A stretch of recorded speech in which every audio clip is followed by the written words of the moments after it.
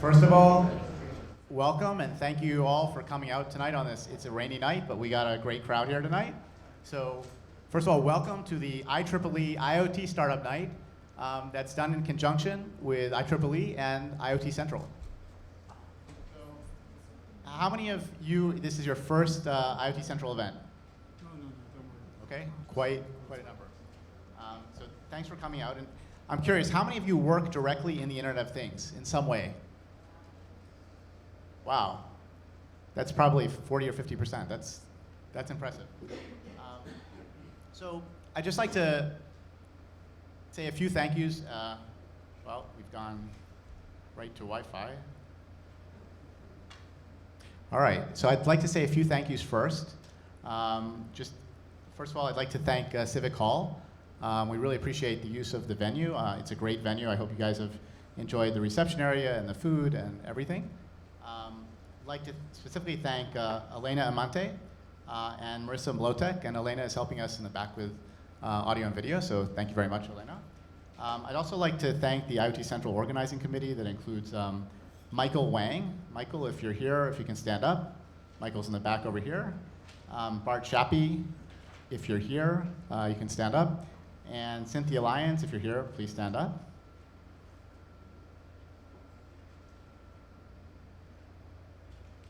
And just as a very brief background, IoT Central now has over 3,000 members. And our mission is really to inspire, engage, and connect entrepreneurs, investors, professionals, and enthusiasts worldwide who are active in the Internet of Things. So if that's the reason you're here tonight, great. So I think tonight we have a very special program. It's IEEE's Startup Night, IoT Startup Night, and they've been great to work with. And I'd like to introduce, first I'll mention and I'll do a formal introduction of Oleg. This is Oleg Logvinov and Brenda from the IEEE. They've been great to work with. IEEE is a great organization. For those of you who don't know what it is, it's the Institute for Electrical and Electronics Engineers. I've been a member since college, and it's a great organization. It happens to be the largest professional organization in the world with over 400,000 members.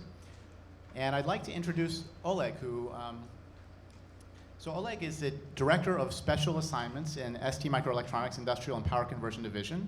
And after graduating from the Technical University of Ukraine with the equivalent of the master's degree in electrical engineering, he worked as a senior researcher at the R&D laboratory of the Ukraine Department of Energy at the KPI.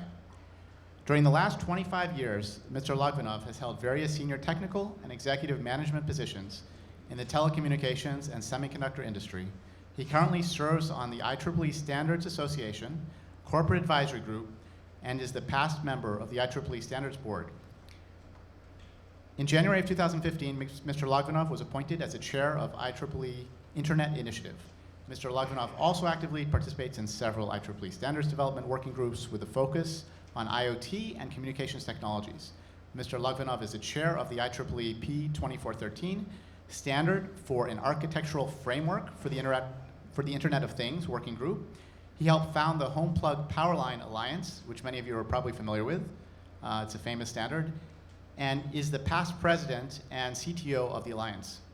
Mr. Logvinov has 24 patents to his credit and has been an invited speaker on multiple occasions. So without further ado, we welcome Oleg, who will be our host and moderator tonight.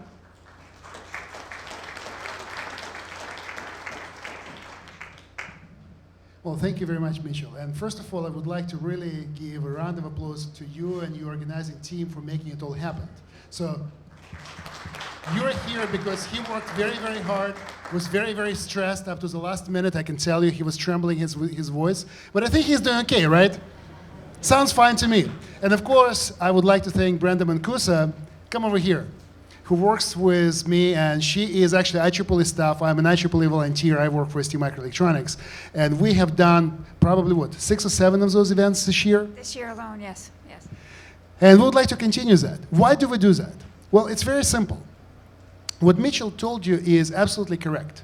The point of those gatherings is to bring together people who are innovative, entrepreneurial, bring new ideas and innovation to the forefront of the technology. But connectivity with large-scale enterprises, with investors, with educational communities, with academic communities are very important. And that is where IEEE comes in play. We bring the scale to those local discussions. So if you think about it, it's a local conversation that is brought to the global scale. That's what we do. And we have done enough of it this year. So what is this night about? Well, first of all, if you let me talk about IEEE, right? Okay. So I'll take this opportunity and I will talk a little bit about what IEEE is. As Mitchell said, it's really the largest professional society. We have over 435,000 members pretty much in every country of the world. IEEE hosts more than 1,300 technical conferences worldwide every year. We have over 9,000 active standards that help you to communicate. Wi-Fi, right? 802.11, that's IEEE. 802.3, which is Ethernet, it's IEEE, and the list goes on. HomePlug, 1901, it's all IEEE. Besides that, we also invest a lot into the educational communities. But lately, IEEE has been focused on some things that hasn't been that visible to all of you. It is the engagement with the industry. And we thought, what would be the best way than engaging, starting with the startups, allowing startups to meet established enterprises. And when you will meet our panel, you will realize there are a couple of small companies there. You know, you probably have seen the name of those companies before. Companies like Dell, Huawei, very small ones. I work for ST. It's a tiny company in comparison to those, but still pretty large. And what we're trying to create is this environment in which we can exchange ideas, cross-pollinate, and educate each other. Adding to that, the competency of what academia can bring, competency of what educational platforms can do, what we can do with the information the startups that have presented here later on, exposing those use cases into the standardization process as essentially litmus test validating if the standards that we're developing, hitting the mark, if they're doing the right thing, is very, very important. So I'm delighted to see so many people in this room. I'm delighted to see great startups that we picked for this competition tonight. But it's not really a competition because everyone is a winner at the end. This is going to be a dialogue. Each startup will have an opportunity to present for 5 minutes, but then what happens? Then the tables turn. The startup has an opportunity to ask the panel the questions they would like to have answered. And that is an opportunity to tap to this wisdom of the people who have spent a lot of time in this industry, have been able to push it forward, and contributed a lot into the progress of IoT in general. So let me tell you a little bit about IoT Initiative under IEEE that actually is sponsoring this evening today. IoT Initiative was designed and launched a couple of years ago with the goal to actually accomplish exactly what we're talking about. Bring academia, science, industry, startups, entrepreneurs, students, young professionals. We even have high school students that participate in our events together. Create an educational platform, gather thought leaders, create what is missing. And I do chair as a standard development project called IEEE P2413, which is an architectural framework for Internet of Things. Why? Because that was an outcome of our engagement with an industry. We thought, what is missing? What do we need to create in order to be able to enable this cross-domain interaction that is safe, secure, and protected? And we thought that an overarching architectural framework is the answer. And that's what we're working on. And if you look at the roster of the companies involved, they represent who is who of essentially of industrial IoT market today, including Cisco, Huawei, and the list goes on. So this is why we're here. And you see another banner here called Internet Initiative. It's another wonderful initiative that was born under IEEE umbrella. You probably have heard about safe harbor issues and what pain it causes the industry. Sometimes policies that govern internet are developed in not complete ignorance, but not as well aware of technology as they should be. And sometimes technologies get developed without full awareness of what policies that they need to support. So what we're trying to do in this initiative is to bring policymakers and technology developers together so we can eliminate this gap. We can create the environment of cross-pollination and cross-education.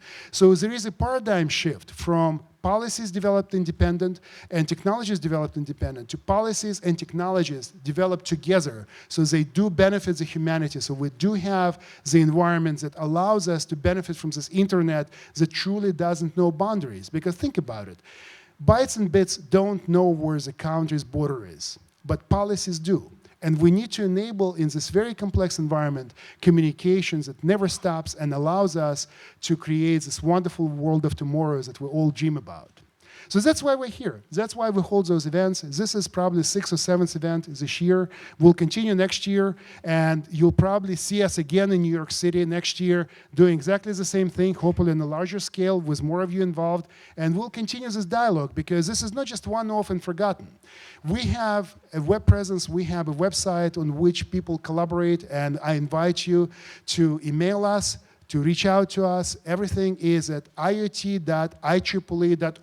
You will find a lot of interesting information there. Be involved. Get involved. The next event we will do will be in Milan in 2 weeks. A few weeks ago, we did the event in Tel Aviv. We will go to India. We'll go to China. We can spread your thoughts. We can give you the presence. We can give you the platform that can make your company born in the local community of IoTers here in New York visible to the whole globe. That is our purpose. That is the purpose of IEEE. We help you to be global. You help us to create communities and better tomorrow. So get involved. So with that, it is my great pleasure to let Mitchell walk you through the agenda. Agenda is pretty intense today, and we'll try to keep you on time. Thanks, Oleg.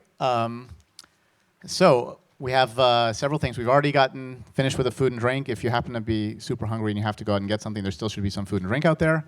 So we will have a special keynote speech by Dan Ford, who is really head of IoT at Dell Research.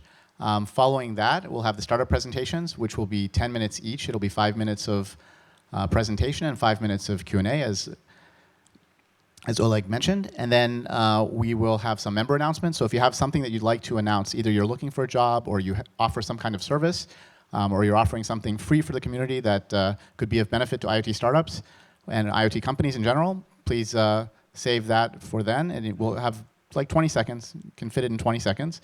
And then we will announce the winners and awards. So the IEEE will present the first, second, and third place decided on by the judging panel, and Oleg will present those. And then we'll have special awards. We'll get it done by Mitch Myman, who is the president of IPS, Intelligent Product Solutions. Mitch, you want to stand? And then we'll have an award from Alana Jesse at Indiegogo. Would you like to? And Jennifer Latorja and Luke Shantz at SoftLayer. You want to stand? Thank you. And also Adam Boyajian at WeWork, and he's right in the back. Okay, so we're going to go through things. Just some housekeeping things. This is the Wi-Fi. So I think you'll have better luck with Wi-Fi here. So if you need Wi-Fi Civic Hall event space, password is Lafayette 156. And there are Twitter handles on the program. If you don't have one of these programs, everybody have one? If you don't have one, there are some in the back on the chair next to the door. And we're going to go next into the keynote speech. So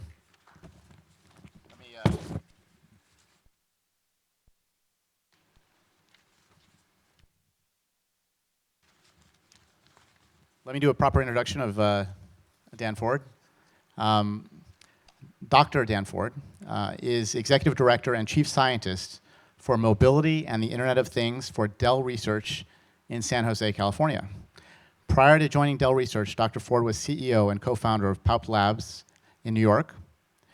He was also with IBM Research in a variety of positions for 19 years before that. His immediate research interests are focused on the Internet of Things, including supporting software architectures, novel applications, and unintended consequences. Previous research interests have included healthcare informatics, pandemic modeling, social networking, mobile computing, web search, and high-performance tertiary storage systems. Dr. Ford has 28 issued US patents and dozens of peer-reviewed publications. Dr. Ford earned his PhD in computer science from the University of Waterloo in 1992, and am personally very thrilled to have Dr. Ford here to speak to us today. Thank you. Thank you, Mitchell. Thank you. Let me get this right. So I've been experimenting with giving talks with absolutely no slides at all. So I'm going commando tonight. So I have like 20 minutes or so, 15 minutes to entertain you. I'm going to try to give you one big idea, which is something I've been working on for about a year or so, and it's what we call IoT computing. And IoT computing is an analog of cloud computing, and it's actually an extension of cloud computing onto IoT processors. Right? So the idea is that you could take workloads that would normally be in a cloud in a data center someplace, and you could actually push those workloads off onto processors that are in typical IoT kinds of applications. So building automation, thermostats, window blinds, things like that. Things where there's an embedded processor which has power, some reasonable amount of network connectivity, and that you could then leverage the processing power. So this is all built on a premise that processing power in the IoT is going to continue to grow. And the premise basically says that the processors that are coming out in smartphones and in tablets are starting to find their ways into the IoT world. And part of this comes from obsolescence, meaning that you produce a processor, you make a lot of them, and they're not good anymore because they're something better. People buy that one, they don't buy the other one, and somehow you have to sell those processors. I actually met some people who had a startup, got bought by Marvell, and that was the only reason why Marvell bought their IoT startup, was so they could ship some obsolete processors that they had. Okay, so basically premise, the smartphone processors are going to go into IoT because they're just going to be the cheapest solution. And the situation that this creates is a lot of processing power which is not really being used. So this is, if you're familiar with Hitchhiker's Guide to the Galaxy, this is the Marvin problem. I don't know if anybody heard of Marvin. Anybody know who Marvin is? Yeah, a couple. So Marvin is this robot with a brain the size of a planet, and he's given the job of parking cars. And so he's terminally depressed, right? He can do a lot of stuff, but he's really not really being used at all. All right. Now I'm going to talk about some research we did. You can find a technical report on this on the Dell Research website. I wish it was a really simple URL. You would think it would be like research.dell.com. They don't listen to me. So you have to go and Google. If you Google Dell Research, you'll find it. It's the bottom of the page. It's DR102.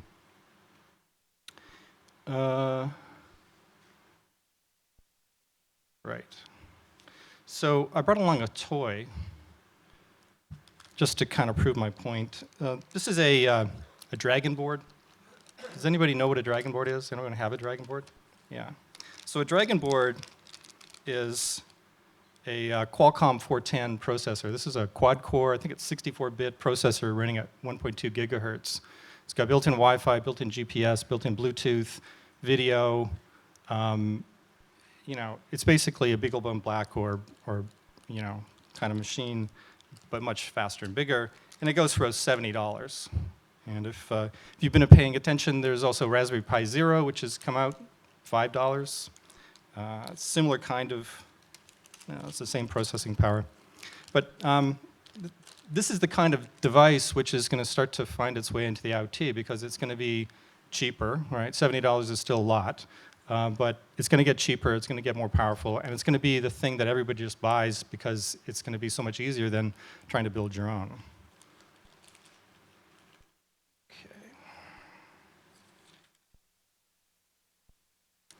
So this idea of IoT computing, where you take a workload and you push it off out of the data center onto devices, really is attempting to take or capture a different price-performance trade-off. So if you look at a data center, they're basically optimized and constrained to volumetric efficiency, right? There's only so many racks you can get in one of these data centers. A very large data center is about 10,000 machines. They tend to be the best machines, the best storage, fastest everything, because you got to fit it in this building and you got to cool the building. IoT changes that. A lot of these devices, they're powerful. They're not as powerful as data center boxes, but they can do stuff. And they can sit outside, be powered by someone else's electricity, and sit waiting for commands and stuff for them to do, right? So this gives you the ability to play off the price-performance trade-off. So you can maybe go and get a little less performance by going off to an IoT device like a thermostat if the price is right. And it's very difficult to make that trade-off in cloud computing, in a data center. It's very difficult to go below the floor price that's put in there by the constraints simply of the size of the building and the amount of cooling that you can get into it. So with IoT devices, when you have maybe hundreds of millions of devices that you could leverage versus maybe tens of thousands, you can start to play the trade-off. In the extreme, you can get something like SETI at home, where you're willing to wait a very long time as long as the price is free, right? So that's the very extreme of IoT computing. And then on the other side, you have essentially bumping up against the floor of whatever the cheapest cloud computing is. And the real advantage, right, is that the IoT device is already paid for. So if you look at smart meters, California has about 10 million or so smart meters. I think the population is about 38 million people. If you were able to get 10 cents a day off of each smart meter, just simply renting the processing power, right? Because smart meters aren't really doing a lot. That's $1 million a day that you could get. Now, could you do it with the equipment that's there today? I think that would be probably pretty difficult, but things are changing. We're talking to an interesting company. They make window blinds, which seems like a pretty mundane industry. Turns out that they're actually the world leader in window blind technology. And when they look at a building, they don't see just a bunch of windows with some blinds in it. They see a skin around the building that's smart and controlled. These guys actually have multi-million-dollar contracts with the Department of Energy at Lawrence Berkeley Labs. And so we're talking to them about what they want to do. And so we've talked to them about this idea, well, how many controllers are in a building? Could you use those controllers for computation? Big idea, right? They hadn't thought of that before. Turns out a really big office tower has about 1,000 controllers in it. So if you had, something like a Dragon board, something in the future, you might have 1,000 quad-core processors or more simply at your command, right? And these things can do a lot of stuff. So if you're getting, 10 cents a day off of one of these things in a building, $100 a day. All right. Okay, so how do you do this kind of stuff? The other thing I'd look at is massive scalability, right? If you have a billion IoT devices, how would you actually control those? How would you communicate with them? How would you manage them? How would you tell them to send you their temperature? Things like that. A billion's a lot. And if you were trying to create the infrastructure, centralized infrastructure to do that, that's a lot of infrastructure. It'd be very expensive and it would take you a lot of time. This IoT computing also has this problem of diverse ownership. If you have a data center, you own all the machines, and you can put them in a very pampered room and keep them, nice and comfortable, and you have people running around tending to their every need. In the IoT world, that's not the case, right? Things get bolted to walls, stuff gets spilt on them, they get too hot. And they're owned by all sorts of people, right? It's not just you. Now, if you're a utility, you may own 10 million smart meters and you're good to go, but that may not be the case. There's also platform diversity, right? There's different architectures for the devices. There's different operating systems that they run, things like that. I mean, in a data center, again, you can control almost anything. Infrastructure costs, I talked about. Another real problem that we sort of struggled with when we were thinking about this idea was economic motivation. Why would anybody do this, right? If I have a thermostat and, why would I do this? It seems like a lot of hassle. And how would I get paid? right? If I rented my thermostat for 10 cents a day, that's going to be hard to really collect on. All right, so the solution that we came up with was to look at blockchains and cryptocurrency. And basically, I think probably everybody's heard of blockchains and cryptocurrency, Bitcoin, Ethereum. The cool thing about blockchains is that they combine a economic model, right, the cryptocurrency and the mining of the cryptocurrency, with a peer-to-peer network. And these two are in a kind of symbiotic relationship. The peer-to-peer network exists because people are motivated to participate in the mining of the cryptocurrency. They get paid for it. And the blockchain exists because there are miners, right, who are maintaining it. So what you end up with is this peer-to-peer network which is self-sustaining. It pays for itself. The network itself becomes the infrastructure for communicating with the IoT. You can start to leverage that, not strictly for doing payments, but you can also use it as a message passing framework, right? Particularly ones like Ethereum, which allow you to put a lot more data into the blockchain. So when you go to a blockchain solution, you suddenly eliminate the problem of infrastructure, right? You don't have to have a big centralized data center manned by people. All of that is essentially outsourced to whoever's providing the mining for the blockchain. The other part that wasn't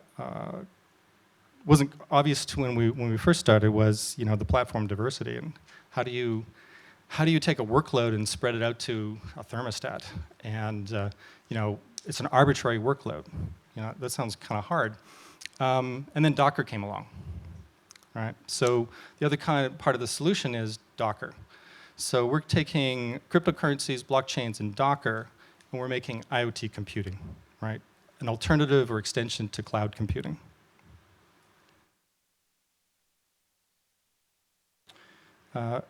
Cryptocurrency solves a whole bunch of problems. If you got a smart meter that's making 10 cents a day, the bank fees alone, right, are going to be a problem. You know, it's going to be more than 10 cents a day to collect your money.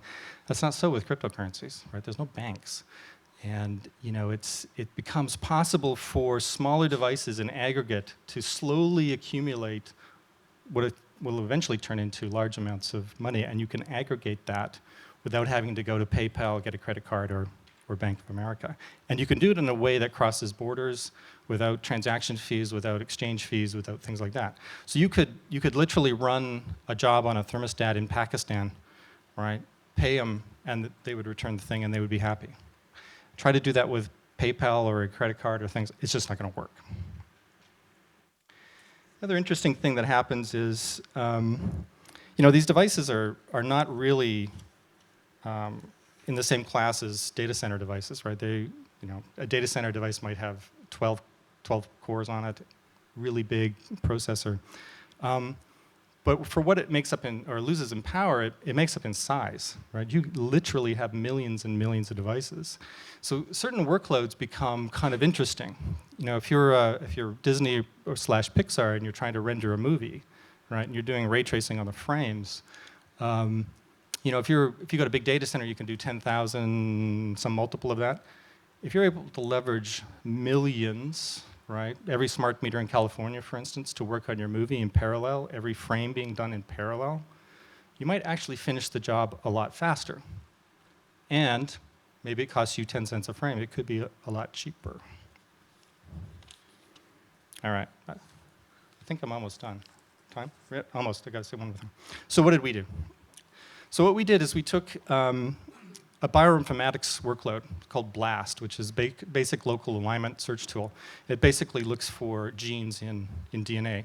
We took that and we Dockerized it, right? Put it into a Docker container. We did for ARM architecture and for Intel. And then we set up a whole bunch of IoT devices. So we had BeagleBone Blacks and we had prototypes of Dell's IoT Gateway. So this is a product that's come out. And we connected them together using the Ethereum blockchain. So we ran a blockchain internally. And the only communications that went on between these devices was through the blockchain. So we would put up essentially requests for people to execute Docker containers. The devices, like a BeagleBone, would notice that was happening, would grab it, execute it. It would all be kind of, there'd be of bookkeeping going on. Execute, took about a minute, and return. The Dell device, the IoT Gateway, was a much more powerful device, and it took 50 seconds, something like that. But basically, we had the full thing ready to go with workloads coming in. We could have been running the workloads in the cloud. Instead, we ran them on IoT devices. Okay, so the next thing, and the stuff we're looking at now, is fully autonomous IoT computational marketplaces. So the idea is that I have a thermostat, it's in Pakistan, and I want it to start to participate in one of these marketplaces, right? How does it actually get a movie to render? How does it get bioinformatics jobs to do things? And so we're looking at, okay, how do we you can actually run code in blockchains these days. How do we run code in the blockchain that'll create a marketplace? How do we arbitrate a bid-ask, and resolutions, things like escrow and stuff like that. So that's what we're working on right now. And imminently, we're going to be releasing some open source code that we've been developing to support this. So we have a development environment for something called Solidity. Anybody heard of Solidity? Solidity is a programming language. If you looked at it, it would look a lot like Java, but it's not. And it's designed for writing what are called smart contracts. And smart contracts are simply programs which they get compiled down to bytecode. They get stored in a blockchain, and then that code gets executed as part of the process of mining the blockchain. And there's more detail than I need to get into. But basically, that's the code that will implement the marketplace, and that would live in the blockchain itself and execute autonomously, collecting fees and distributing cryptocurrency. So that's going to be out. It's Eclipse plugins, a full editor, full compiler, kinds of things for Solidity. So if you're a Solidity programmer, it's kind of useful. I'm done. The summary, IoT computing, the basic idea is to take all of the power that's going to be produced in the IoT, which is coming from these really, really powerful processors, start to push our jobs down using things like Docker and blockchains as a communications framework. So, understandable? Okay. I'm happy to talk with anyone about this afterwards. I hope you enjoyed it, and I'm looking forward to the panel. Yeah.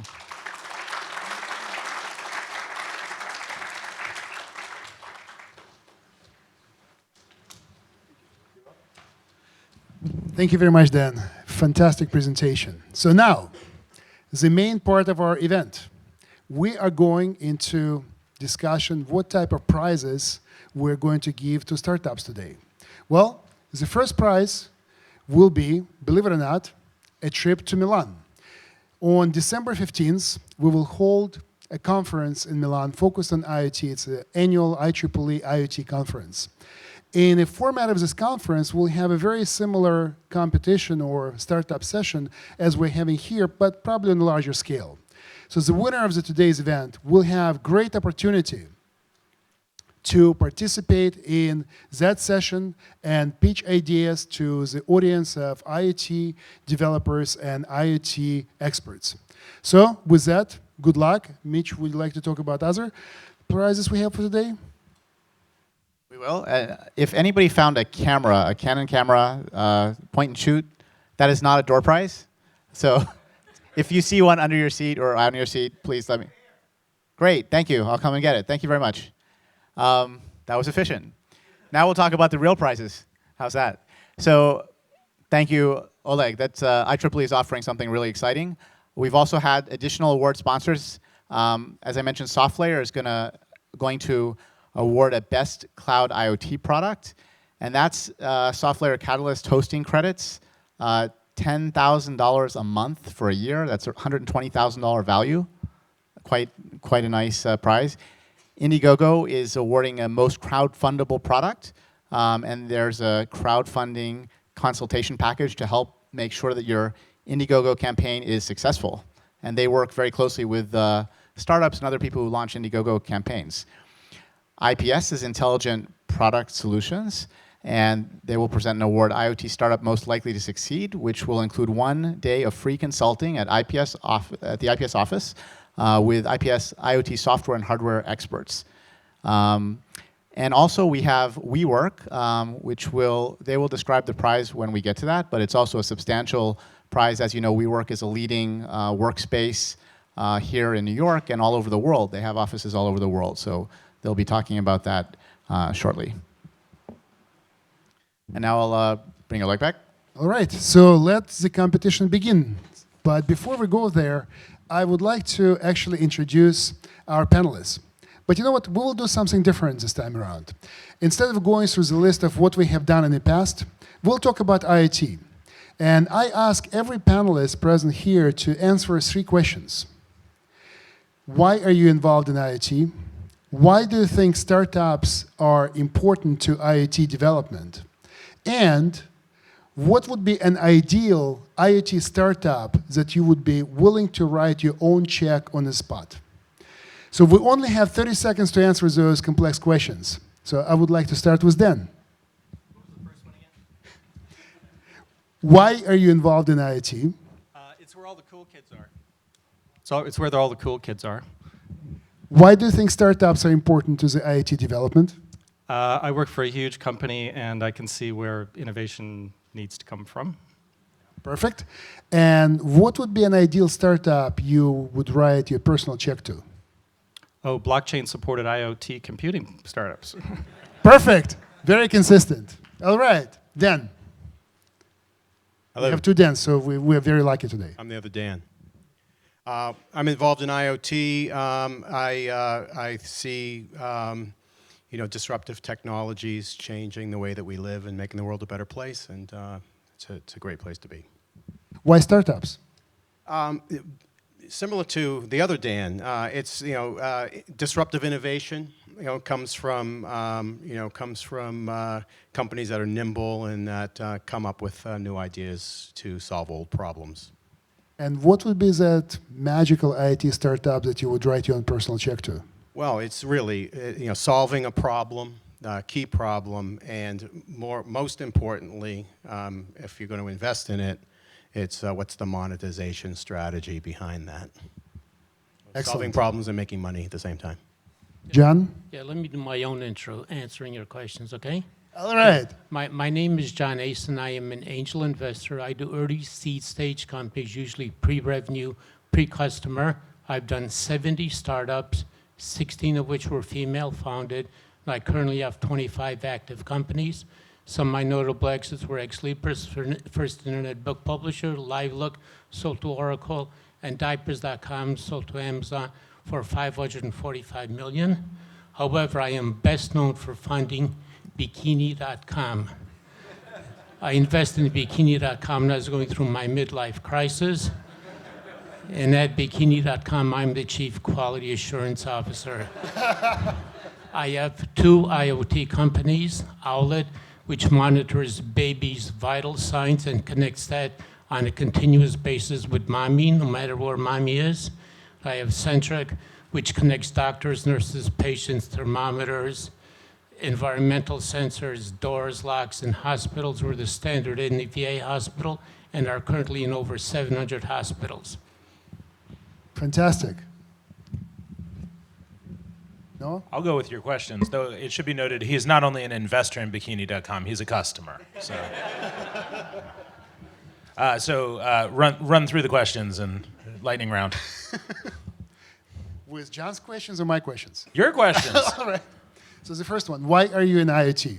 I'm in IoT because it's a fantastically interesting space that's very nascent and is it's not a wave, it's not a trend. It is just the future of how computing will progress. More and more devices will be connected. Period. Full stop.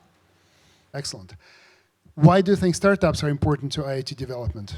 I'll echo the previous sentiments. They're nimble, they can see opportunity and chase after it, and they can be singularly focused. Excellent. And what would be that ideal startup outside of Bikini.com that you would personally invest in? I make products, so I don't write the checks. I take them and I turn them into products. Okay, fair enough. My turn. Chuck. Thank you, Oleg. My backgrounds, I come more from large industry. Currently a member of the corporate strategy office in Huawei Technologies. Prior to that, I spent 40 years with with IBM. I've known Oleg for quite a while in the IEEE, where I actually started the corporate organization and community. I was the president of their Standards Association and on their board of directors. In terms of why IoT is important, IoT is what 2020 is going to be. We've reached, it's the next generation of convergence of technologies. It's a full stack technology starting from your level 1, 2, right up through the application level.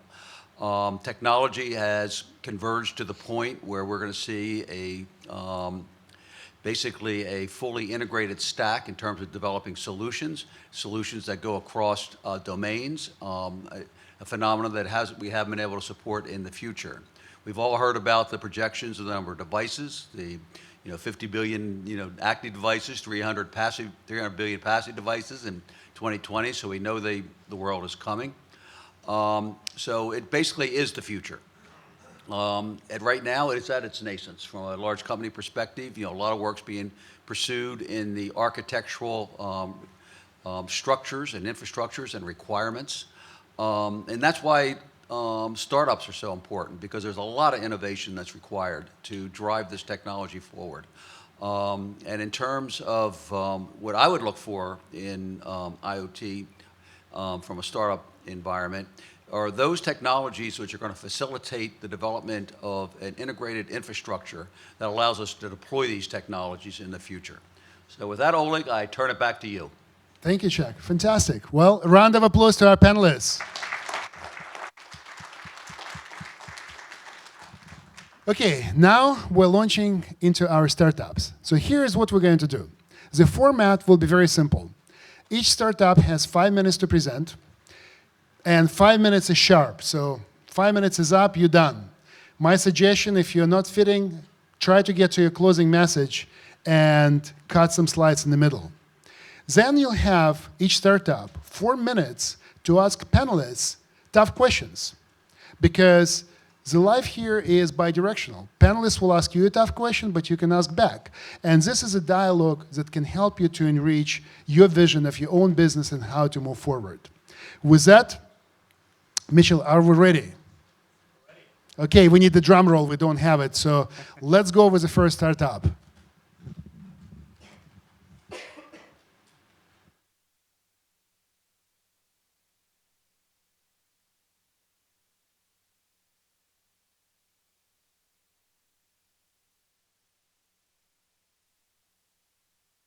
Okay, the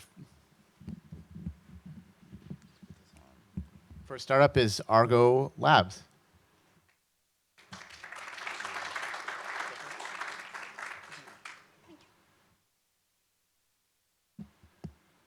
Hi, this is Sayantani Mitra. Good evening to everybody. Today I represent Argo Labs.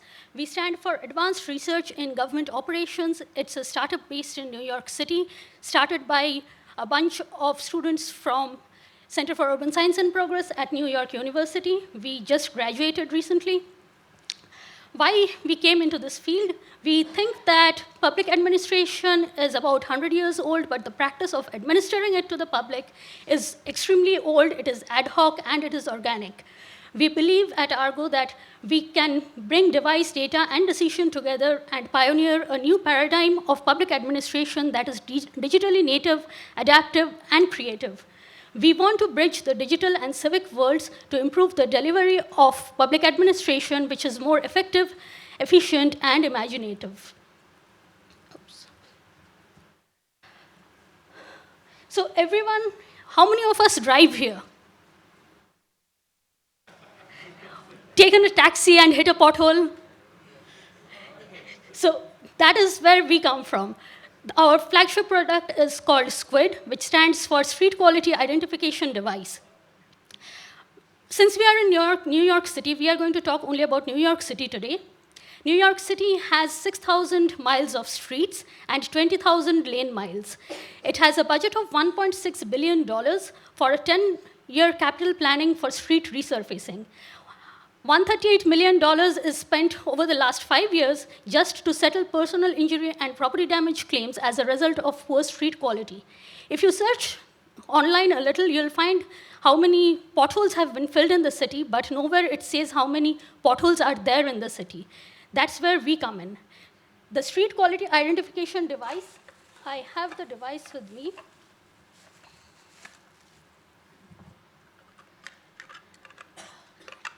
It's, as Dan was saying, it has a Raspberry Pi. It has a camera, which is here. It has a GPS and an accelerometer. I can pass it around if you would like to see this.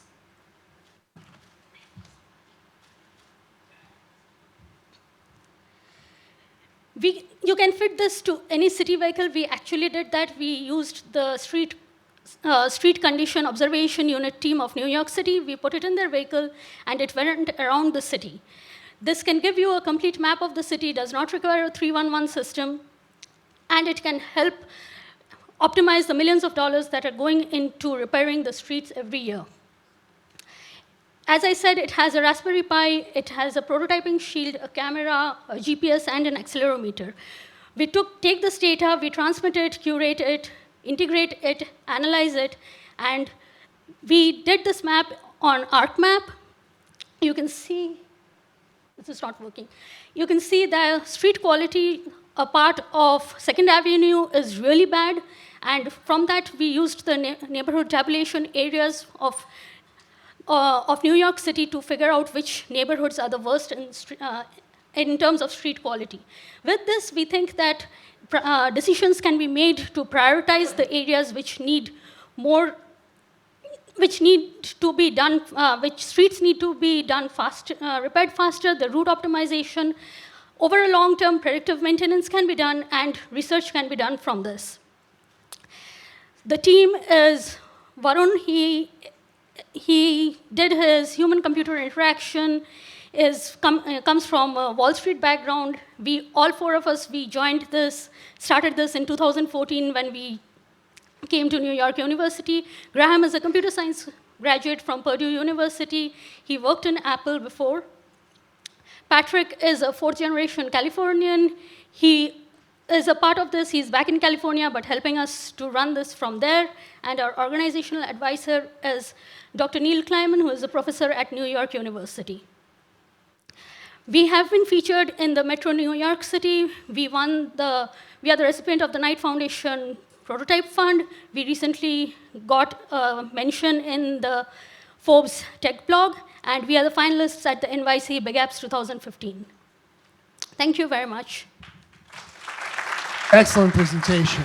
So now, would you like to be asked a question first, or would you like to ask a question? Your choice. Ask a question. Ask a question. We will be collecting a lot of data because if you see the camera, it records data every second. So how do you think that when we are not focusing just on New York City, because we are going to different cities slowly, Syracuse has already asked us to do it in their city. So slowly this is going to grow. We are at present using Amazon Web Services, but we don't think it will be sustainable in the long time. But how do you expect us to go about it? Anybody would like to take this question? Go ahead. You're going to have to get very, very big before you can reach a point where AWS won't be your most efficient solution. Yeah. If you're planning on doing this outside of the US, you simply will not be able to build the data centers internationally until you're absolutely massive. Exactly. Okay, questions from panelists. I'll start with a question. Is this solving a problem? So Yes. you showed us the money that's spent, but you didn't tell us that the cities are having a hard time with this issue. The cities are having a hard time because when we did this, we understand there are some other prototypes that are there. Boston has something called a street bump, which is an app, but that is from the crowd, from the community. They ask them to put it. You need to have a Wi-Fi signal or a data ability to transfer it to them. New York City uses 311, doesn't have any other system. They have the Scout team, which also again goes to 311. Then the Department of Transportation comes down and repairs it. We think that if we do this, since we have the images along with it, you need not go to the Scout or the DOT separately. You can directly go to the Department of Transportation and tell them that, well, this is the streets which need to be repaired immediately. Have you actually sold this to any of the cities? Are they paying? As of now, New York City had taken one for trial. They will be taking it again after maybe a few months. And Syracuse, we are going to start in the month of January. So you have active pilots with New York and Yes. Syracuse at the moment. That's Yes. any other cities that you've contacted? No, Syracuse contacted us. We are still into New York City mostly. Los Angeles also is looking into it. Excellent. Good. What's your monetization strategy on this? How do you feel you get paid? We want to work with the government. We do not want to give it to normal any citizen. We want the government to use it and optimize the solution for them. So the city will pay you? The city has to pay us, yes. Right, okay. Chuck? Actually, talking about the solution and the payback, you talked to the cities as being your primary customer. If we follow the trends in large industry, we're seeing a lot of focus on what they call smart cities, which is the integration of multiple activities and programs and systems across. You had any thought about looking towards working with large industry and integrating it into a platform that supports a smart cities environment? We are looking into it mostly with some smart cities which are coming up. But right now, we are still concentrated in US where cities are already going into this field. We don't want things like street bump or people actually calling up 311 and telling them that we have a problem. We want the city to solve the problem on its own. Is what you're pitching here, Argo and Squid is a product, and there are other products that We you're have doing? one more product which is called Learner. It's a volunteer match product for matching volunteers like yourself. And there are teachers and students in the schools who are not very famous with, say, IoT. So you can say that your specialization is IoT, and if a teacher says that I need someone to tell my student what is the next generation for IoT, they can contact you using the app, and you can come and teach them. So I have a question. Do the numbers actually work? Like, you sell one of these to New York City. Yes. I mean, how much do you charge for that? I mean, how many cities are there in the United States that would buy it? You know, if you do the math, does it come up to be like $1 billion, or does it come out to be like 750,000? I mean, It comes out to some millions, surely, because as of now, we have done for about 70 cities, we have analyzed the amount they are spending. Just repairing, even if we take a percentage of that, it still comes to some millions of dollars. All right, your time is up. Thank you very much for a great presentation. Certainly it solves one of the problems that I have with the roads in Northeast.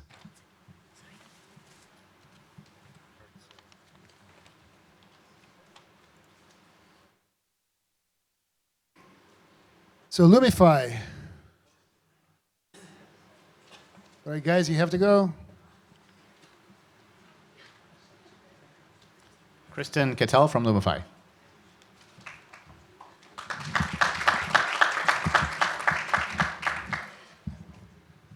Good evening. Thank you so much for joining us this evening, and to all the panelists and Dr. Ford for your insight. So we're all here today because we believe in smart technology. And one of those things is smart lighting. My name's Kristen Cattell, and today I have the pleasure of speaking on behalf of Lumify's CEO and founder, Beatrice Witzgall. She really wanted to be here today with you, but of course, the life of an entrepreneur is worldwide. So she is working on a product called Lumify, and she envisions a world where lighting automatically and intuitively adapts to people's needs, activities, and moods. So as some of you may know, the global lighting control market will increase to $4.3 billion by 2020. And at that time, we will have 50 billion connected devices. So how will all of these smart people use smart lighting? So just to back up a little bit, Beatrice has a lot of experience in lighting design, and she's a German-trained architect. And for decades, lighting control has been only for the wealthy and those who could afford to hire contractors or programmers, third-party installers, or electricians and lighting designers. Luckily, she wears many of those hats and wears them very well. The introduction of LED technology, smartphones, and universal Wi-Fi access is now completely disrupting the traditional lighting control market and eliminating all of these experts through simple DIY technology. So staying ahead of the curve as always, she transformed spaces like the Cosmopolitan in Las Vegas and luxury hotels in New York City. She's installed lighting in some of the most intimate and exclusive spaces that until recently, of course, only the upper half could afford to illuminate, such as super yachts and large museums. So she wanted to bring this experience to everyone, and that's why she created Lumify, an easy-to-use, simple, and affordable lighting solution for every smartphone user. So let me show you how it works. My colleague Jason is here, and he's installed a couple of our lights over here in the corner, if you can see. If you can't, you're more than welcome to get up. So our patent-pending software incorporates various lamp properties and analyzes the parameters for each individual light in a specific space. So for example, through our app, you can indicate that you have a small table lamp or perhaps a standing floor light. Now imagine you're in your living room and you really want to get some work done. So you want to, well, let's forget that. You're in your living room, you want to rest, right? So let's go for that. It's going to change your mood. You can indicate which type of environment you want to create, and therefore that will affect your health and your well-being. Now, thanks to the Internet of Things, we can integrate a Wi-Fi chip directly into any LED bulb and control it directly through a smartphone as a convenient remote, just like Jason's doing from all the way over here when our lighting source is over there. This is making smart lighting really easy, accessible, and affordable, like I said, opening up new market opportunities. Smart lighting control sales are projected to increase from 1.3 billion in 2012 to more than 4.4 billion in 2020. Lighting is moving from being purely a source of illumination to a source of automation, intelligence, and information. Smart LED lighting will record the highest growth of all Internet of Things consumer applications, going from 6 million units in 2015 to 50 billion units in 2020. There's an even bigger opportunity in the hospitality market as hotel guests want personalized experiences and controlled lighting or music during their hotel stay. So with our app, you can essentially white label it, and we are focusing on hotel spaces, like I said, and this provides an emotional experience for guests through their personal smartphone. So if you want to have a restful experience, or if you want something that also reflects your brand and creates a more seamless experience, if you're checking into a hotel, say through a QR code on your phone, you now have keyless entry, and then you have the whole experience through your Internet of Things. So through here, she's just getting started, really, and the whole Lumify brand will only be enhanced through music integration and a technology that I'm very passionate about, or a feature really, is the jet lag setting. So if your body clock... I'm sorry, your time is up. Oh, thank you. All right, so what you'd like? Would you like to start with a question to the panel, or would you like to be asked a question? Sure, I'm going to bring up my colleague Jason as well for this portion. Thanks. And we'll go ahead and take your questions first. Thanks. I'll start. So full disclosure, we built a lot of the systems that run like LifeX light bulbs, so we know a lot about this space. I'm a little confused. Is this an app? You mentioned there's a chip that you can add to bulbs and turn any LED bulb into a Wi-Fi bulb? Okay, so just to clarify, we're the software intelligence layer for Lumify. So the entire system is based on a hardware and a software. So we're the software intelligence layer. So at the end of the day, we pair up with various hardware manufacturers like Philips, TCP, Osram, and Fight, just to name a few, to incorporate the existing part of the hardware and incorporate it into the system, rendering it complete to the project or the residence. So what you're pitching here is a software interface for lighting control. Correct.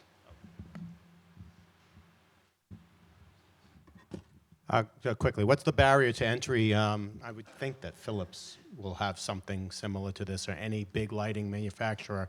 Is your differentiation that you're a layer on top of any type of lighting?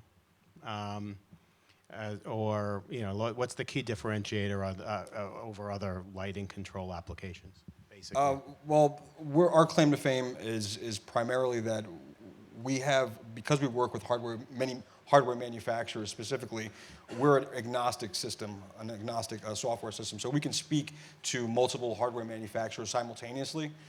On top of that, Beatrice has spent many, many years in developing the app from a UX UI perspective.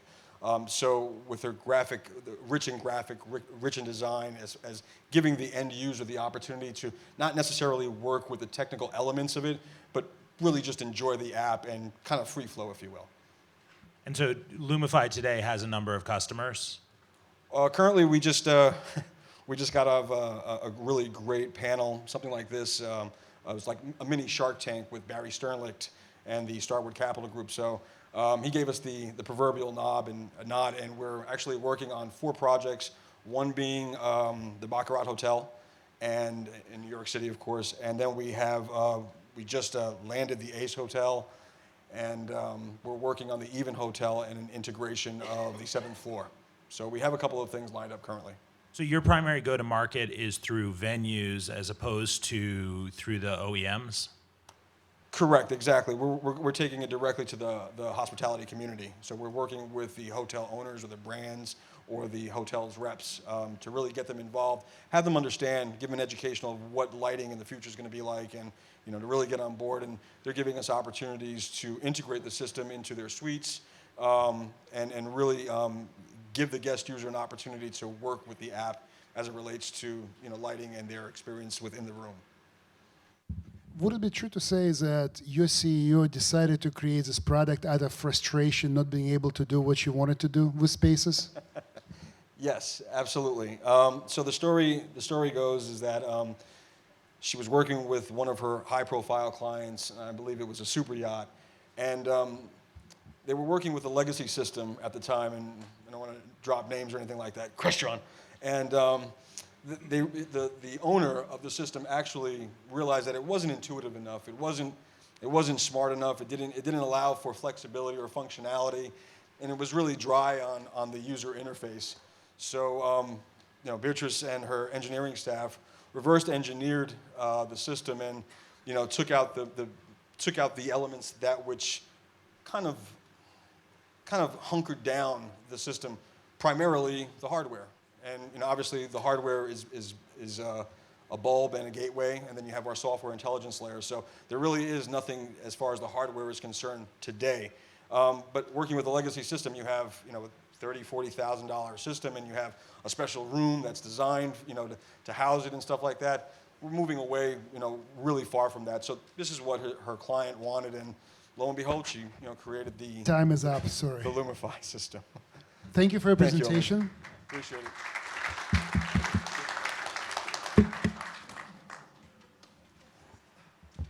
All right, Mitchell, who is next? Okay, next is Hexco, and we have Janyet Lee presenting.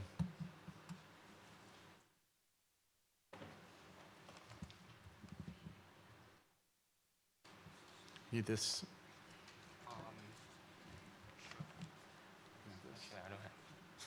It's okay. Just put it right here. So hello everyone. I'm excited to be here, and thank you for having me here. My name is Janyet Lee, and I'm the embedded hardware engineer for Hexo. So we spend more and more time on a mobile device every day. I saw people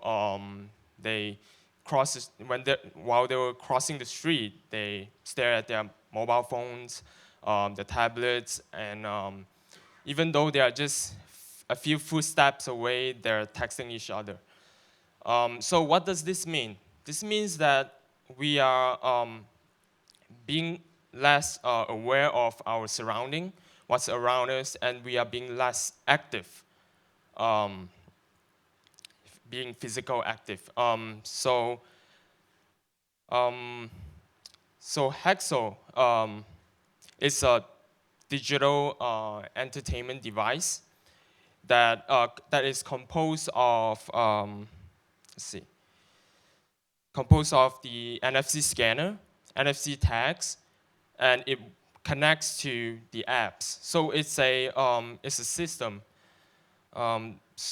Let's dive into the technical aspect of it. So how it works is that this system diagram describes how they're connecting, working together. So the NFC scanner, it communicates with the Bluetooth, communicates with the mobile device through Bluetooth, and the mobile device is connected to the application server, the web server, and database server. So let's take a closer look at the functionality of Hexo. So it has the capability of NFC reading and writing the programmable NFC tag. In fact, let me show you right here. This is our prototype. It's NFC scanner, and it has Bluetooth that connects with the our dedicated app, and it scans sticker tags, NFC tags like this. And another functionality of Hexo is it communicates with an app and transfer image over Bluetooth to the NFC scanner, so the image actually gets stored on the device. And the device also has the capability of displaying images and animations. So let's talk a little bit about the app side.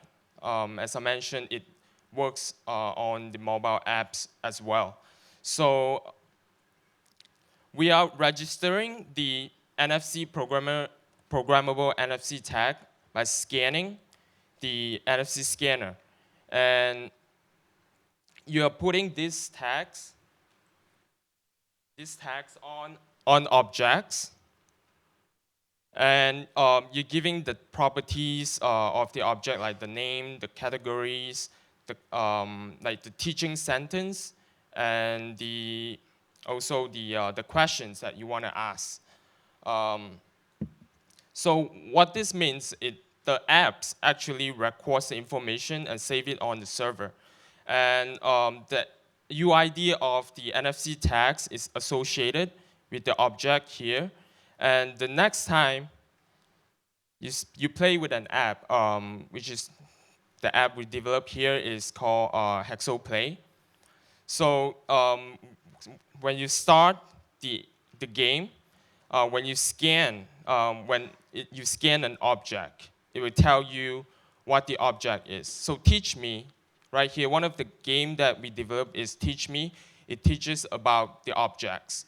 And Quick Pick, it challenges the user by adding distractors and time limit. Flyby objects prompts user to catch the objects that is appearing on the screen. You have to, as a user, you have to go around and scan those appropriate objects around you. You try to catch them. And other games in development are Hexo Relay, where 2 or more teams, they compete with each other and try to bring their favorite objects to the NFC scanner. And last but not least is the Magician's Might, where you are on a quest, you are a wizard that on a quest to defeat creatures and monsters.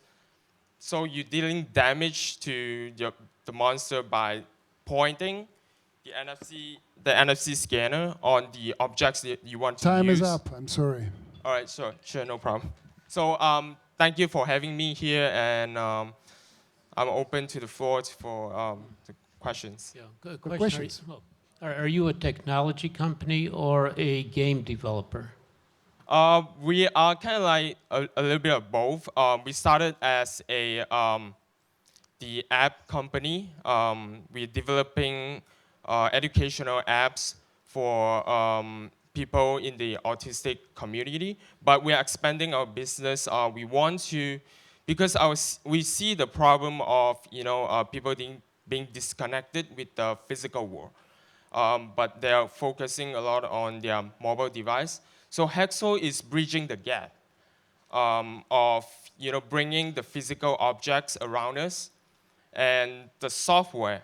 We are not saying good riddance of the mobile apps, but we are trying to bring them together and to Hexo create a interactive experience through interacting with the objects around us. How much do you charge for the device? We are not on the market yet. We are pushing really hard. What do you project it's going to cost? So, sorry? How much do you think it will Oh, go okay. So this is our prototype, and we got a quote around $45, but it's not final because the more we manufacture, the lower the cost is. How many do you project you will sell?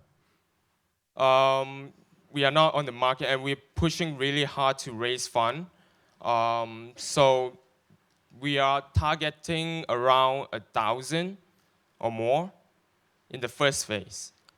And once we get the money, the fund, we'll be able to manufacture more and bring the costs down. Why make the device? It seems like much of this could be done just on the phone. So what's the purpose of the hardware? Right. First of all, we want the app to be on the iPad, and we know that the iPad doesn't have NFC right now. And second of all, we don't want the user to be carrying their mobile device, their tablet, which costs around $700, $600 around, and you go to a sink, you scan the tag on the sink. This is a sink, right? So you don't want to drop your mobile device on the sink or in the water. So we're trying to protect the device by creating a robust device. Can you help me clarify the long term? What is your target market, and what is the target focus? Consumer, commercial, medical. I'm a little confused in terms of what you're targeting, and what you envision the size and the opportunity to Right. be. So this is a digital entertainment device. So we want it's suitable for all ages. So we want the products to get to the market, like the homes, even schools. It's a consumer electronics device. Because you seem like you've touched on a couple. You've talked on the consumer at the home, talked on education. You've talked on, working with. It sounds like in the medical area, like autistic individuals, things of that nature. So I was wondering if you've done any targeting of where you feel you optimize your opportunity. We are open to consumers in all ages. So we're not just limiting ourselves to the autistic community, because this And device the time is suitable. up. All right. Thank you. Thank you for the opportunity.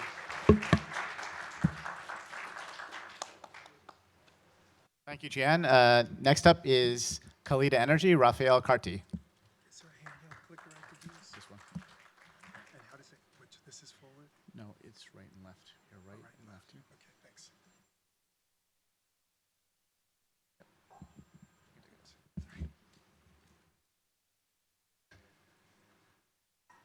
Good evening. Thanks for inviting us to present tonight. I'm Rafael Carti. I'm the co-founder and CEO of Kalita Energy.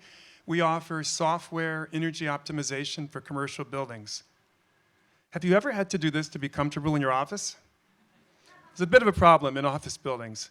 There's tremendous waste. The Department of Energy estimates 30% of energy is simply wasted in buildings. That's a $58 billion annual cost here in the US, 340 million metric tons of unnecessary carbon pollution, and yet we're still not comfortable.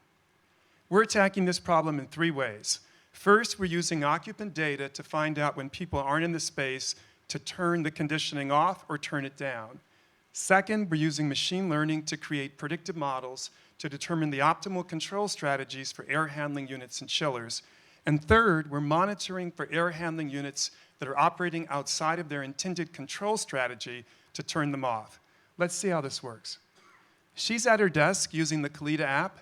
That gives us information real time on presence down to the zone level. That allows a visualization of who's in the space and also comfort information I'll get into later. In the background, Kalita's using information from the building management system, perhaps from Johnson or Siemens, to get information like what's the temperature in the space, and then turning to smart metering and other metering sources to get energy use data.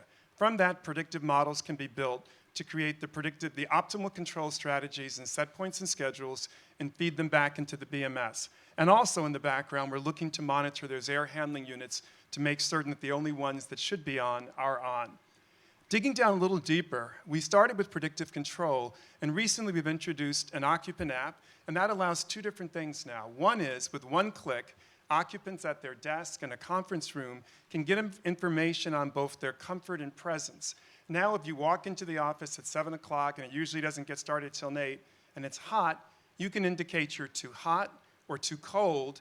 That can be visualized for the facilities management team, but even more importantly, over time, it allows us to build predictive models of occupancy in the space down to the zone level. So we're learning the actual use of the space and cutting tremendous waste. We're differentiated from companies in the first column as an example that only do predictive control, or the second column that only do occupant-based reductions. We combine both for maximum savings and to handle a broader range of use cases. We also balance the needs of property management and occupants in our solution.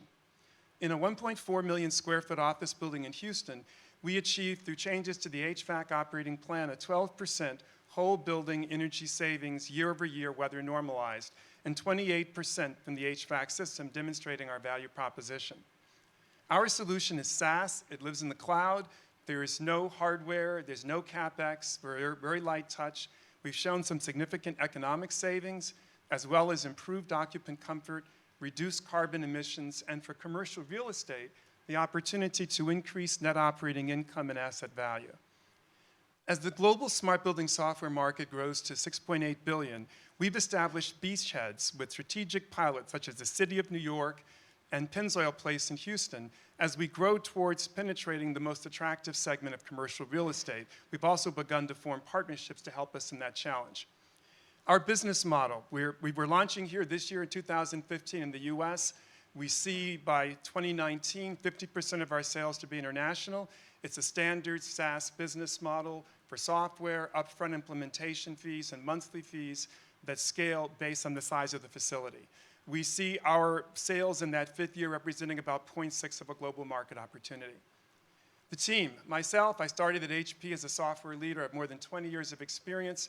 I've been a senior leader at 2 enterprise software companies, 1 venture-backed and 1 public. My co-founder, Timothy Lynch, has 30 years of experience as an energy engineer in buildings. He's on the board of the Association of Energy Engineers here in New York, and he teaches at CUNY on facility management. That's where I met him.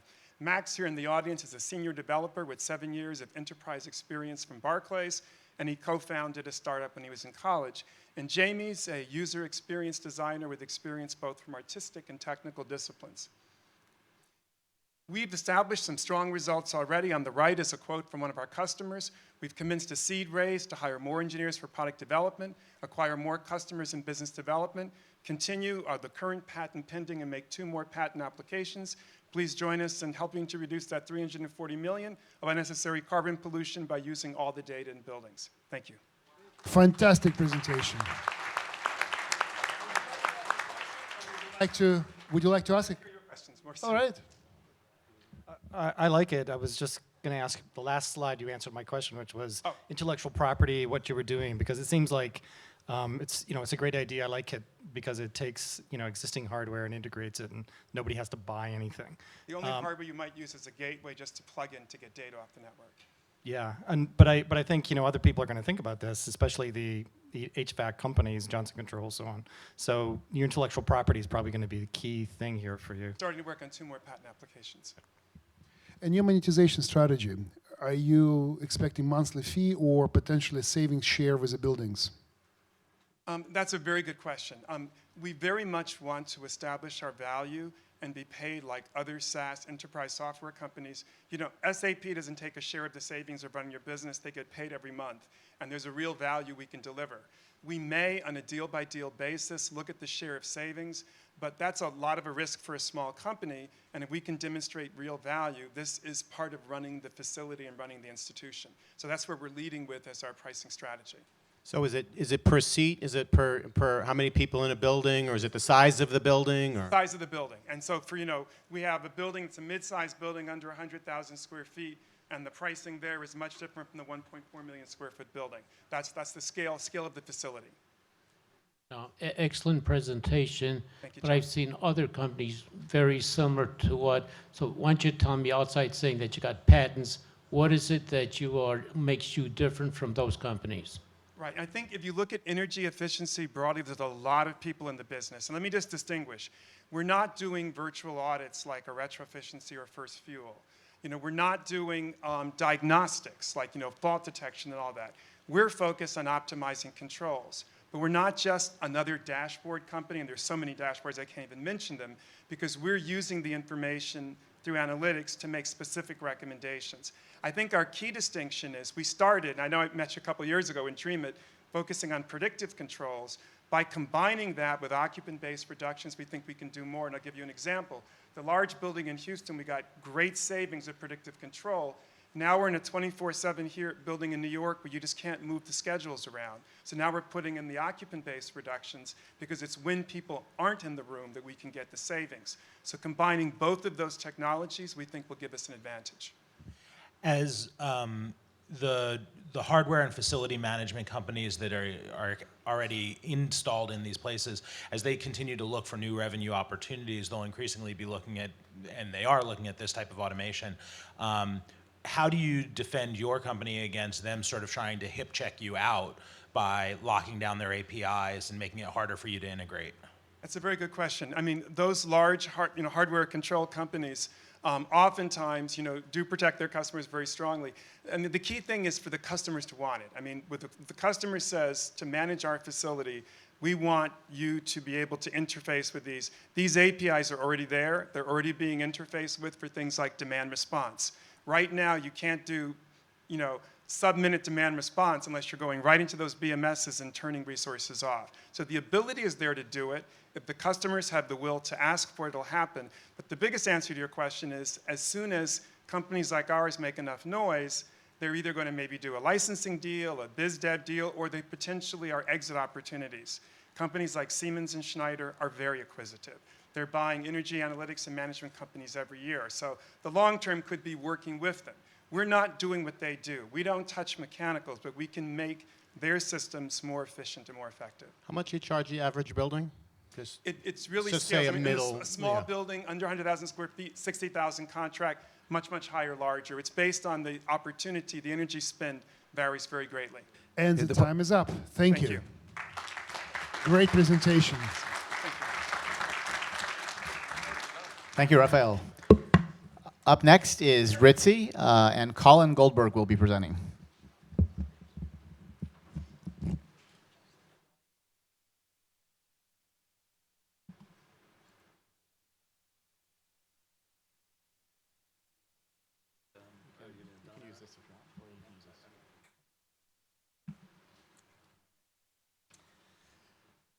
That was a hard act to follow. Good evening, everybody, and thank you very much for having me here, and I'm very pleased to present Ritzy. Welcome to Ritzy. So Ritzy is in a very different position from, let's say the previous product. Ritzy is a rule engine aimed at SaaS and IoT. How many of you are familiar with a rule engine? Know what a rule engine is? Okay. So if you know about, let's say, if this, then that, if you don't really know what a rule engine, that's a rule engine. And I'll refer to it in my description, just a few slides on. But essentially, why Ritzy? So the number of devices in IoT is exploding, and I don't even know how to get to those numbers. As I speak, they're exploding. So what we refer to currently as big data, I think we're talking about little data. So how to manage this explosion, how to manage the devices, how to manage the data streams that are coming out of these devices, how to manage change in the devices, in the traffic patterns related to the devices, and the requirements in handling all this. So RITSI was built to address this challenge. So RITSI's answer is to use rules. So the point about rules is that rules have a big advantage over hard-coded business logic. So rules are autonomous, and rules can be managed in plug-and-play fashion so that you can add rules and you can remove rules without breaking an application. This is really something very different. The paradigm is different. However, you can still build applications. So let's start with the basics. RITSI has a strong and flexible rule architecture. So you have triggers. You have one or more triggers in a rule. You have... Okay, I'm sorry. I'll hold it.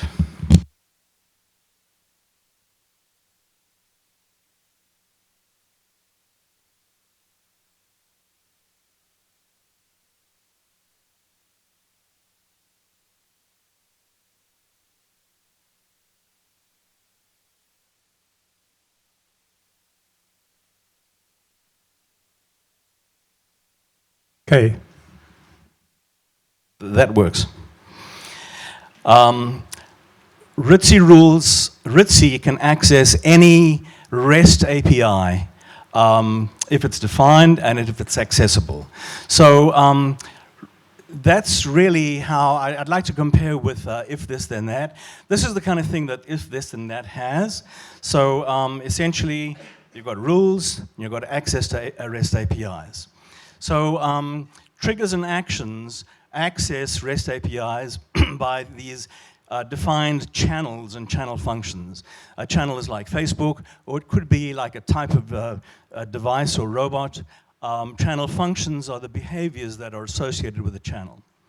RITSI does not use any SDKs in doing this, so it eliminates the SDK debate. And a feature that really is a game changer in terms of what rule engines can do is that Swagger files. So Swagger, I don't know if anybody's familiar with Swagger, look it up at swagger.io, but it's an up-and-coming definition of REST APIs. This is how you can define your REST APIs. So what you can do in RITSI is to import Swagger files and have immediate access to those REST APIs within minutes. RITSI has its own API. So because of that, rules and apps are groups of rules in RITSI. Rules and apps can be treated like microservices. Microservices is not a new concept, it's an old concept, but it is gaining popularity, and it can be described as an architectural style that is antithetical to the monolithic applications that we all know and love. So RITSI rules and RITSI apps can behave like microservices.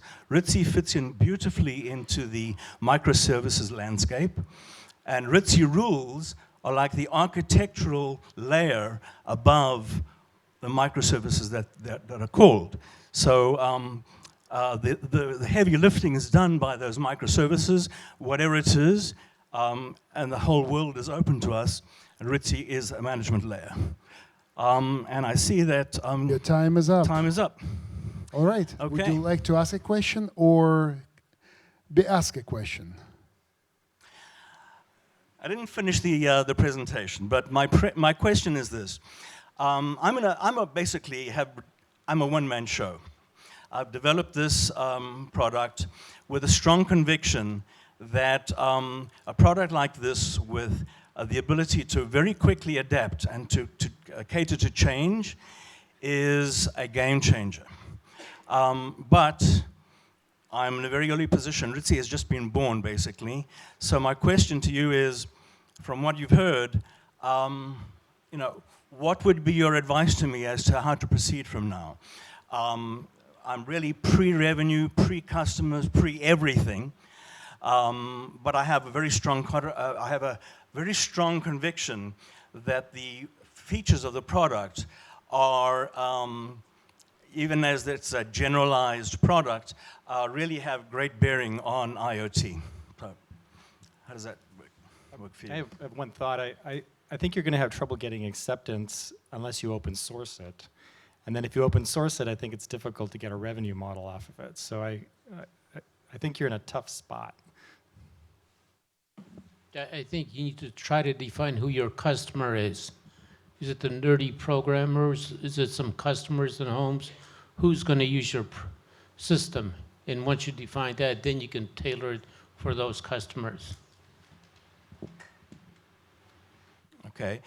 And does anybody have any feeling for maybe any low-hanging fruit that I can look to first?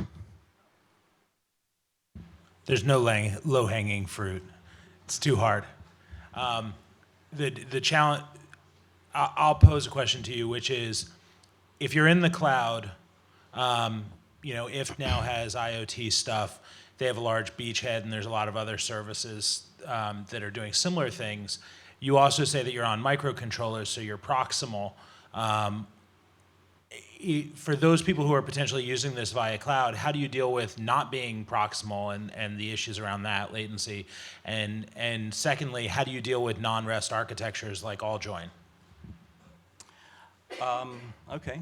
So certainly I've only catered to REST architectures right now, but I think RITSI could be open to the others. So it's still pre that stage. As you saw, and the first focus is the cloud. Amazon Lambda solutions, I think, can really are seen as handling large volumes, but it can run on microcontrollers, can run on a BeagleBone, etc., Raspberry Pi. So I'm still pre that decision as to, in fact, which direction to go. Any other questions?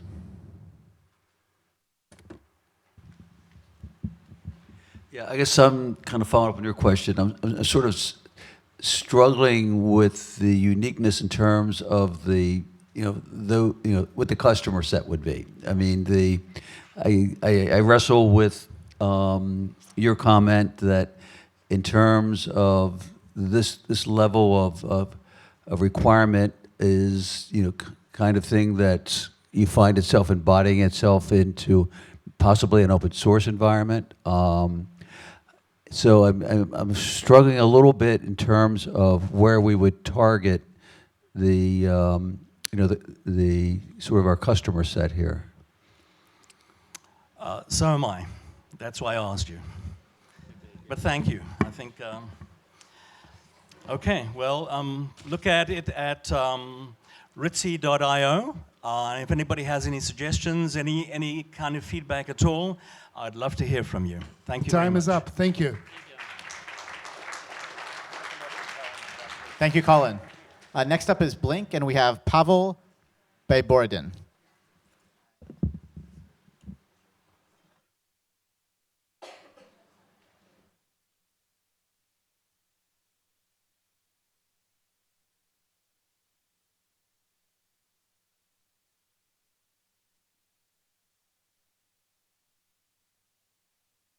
Hi, everyone. I'm Pavel. I'm from Ukraine, so forgive me for my English if I make any mistakes. So I'm from Blink, and our goal is to make it really easy and fast for any business to get connected to the Internet of Things, actually in a matter of days. So there were comments that future is here, there will be billions of devices, trillions of dollars in the industry, and it's very clear that everything is transforming. We will be witnessing new businesses, new business models because of the Internet of Things, that all that it can unlock for us. And sorry, yeah, I forgot that I wanted to squeeze in a quick demo. So if anyone would like to participate in it, you please download Blink from the Google Play for Android. I will try to show a demo for it. Yeah. So.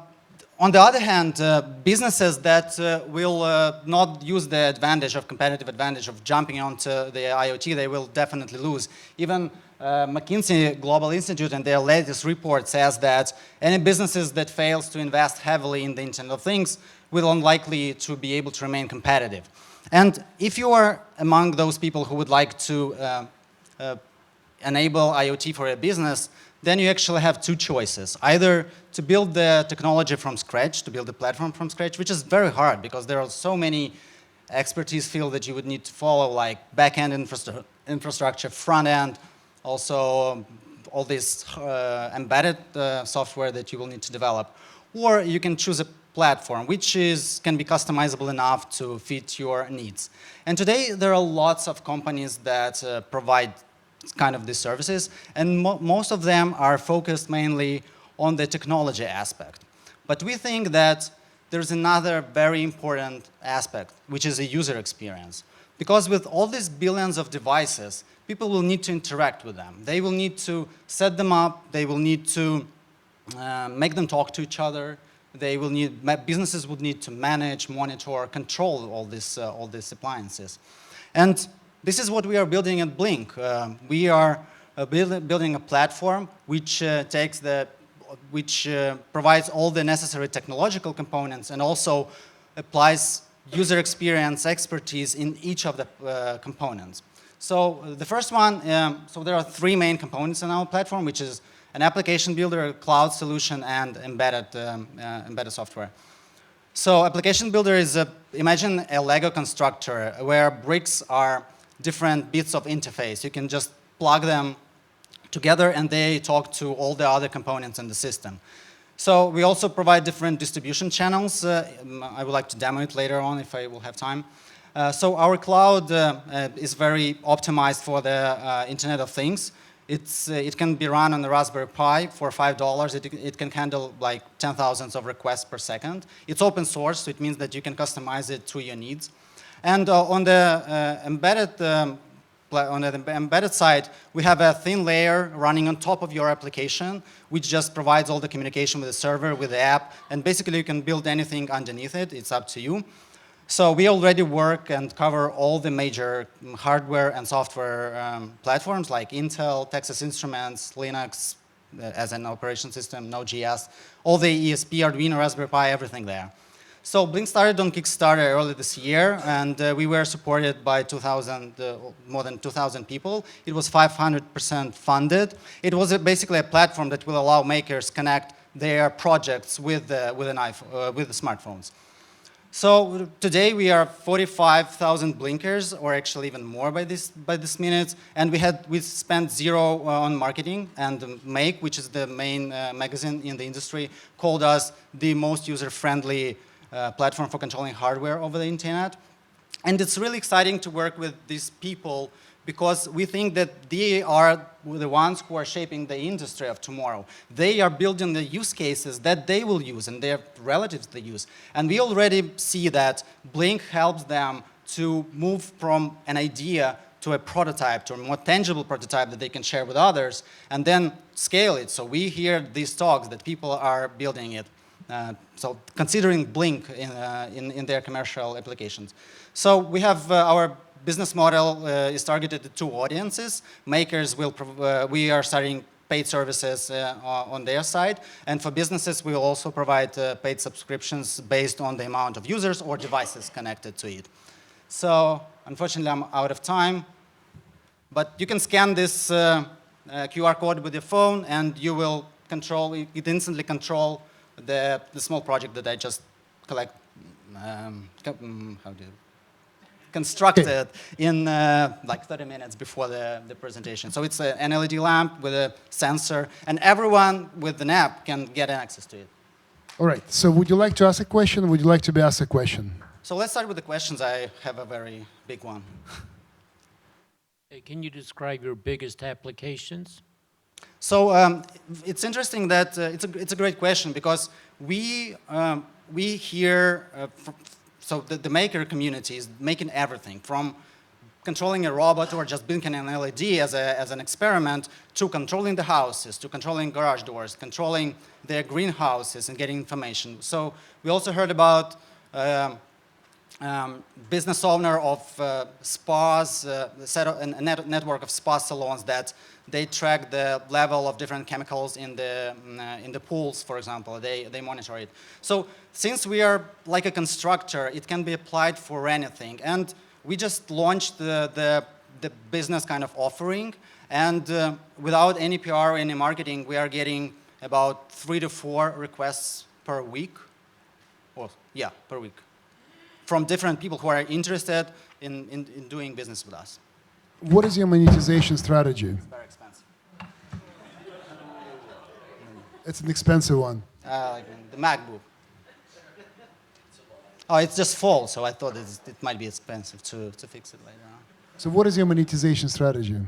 So since we can be applied to almost any business that needs some kind of a dashboard or control, or like there are lots of applications with it, we can participate in almost any business, which makes our model very, very scalable. Those bits of interface that we will develop together with the community, basically, based on their feedback. So we will apply our expertise and user experience in software development on top of it, give it back to people. So basically, if you need to create, you can create an Uber application with Blink in maybe a week or something like this. So it won't contain the payment system, for example, but it will have all the other modules that are needed. So since we're a constructor, it can be applied across a wide variety of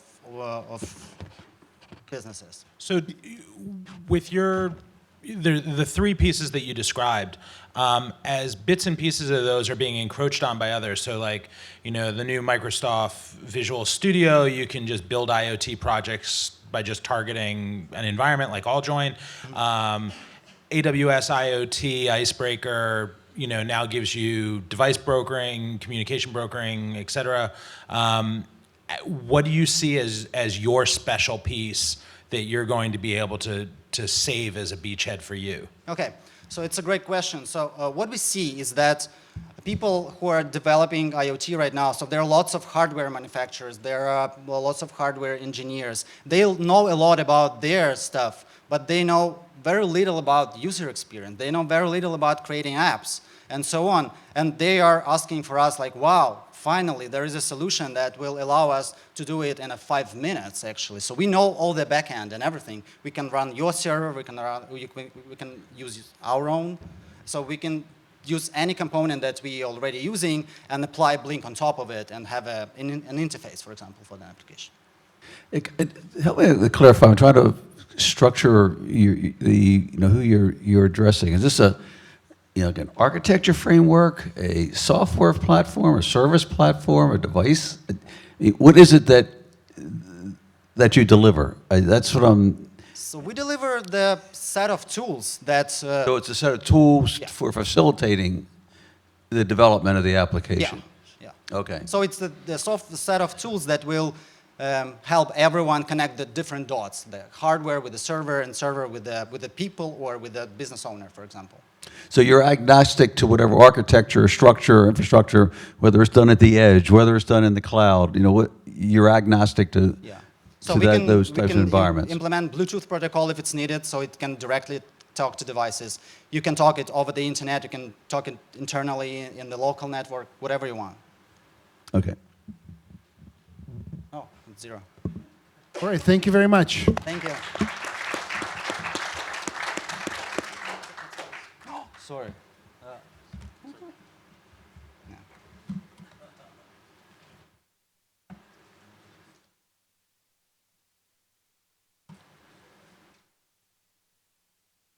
Next up is Loud Heller, and Jack Chen is presenting.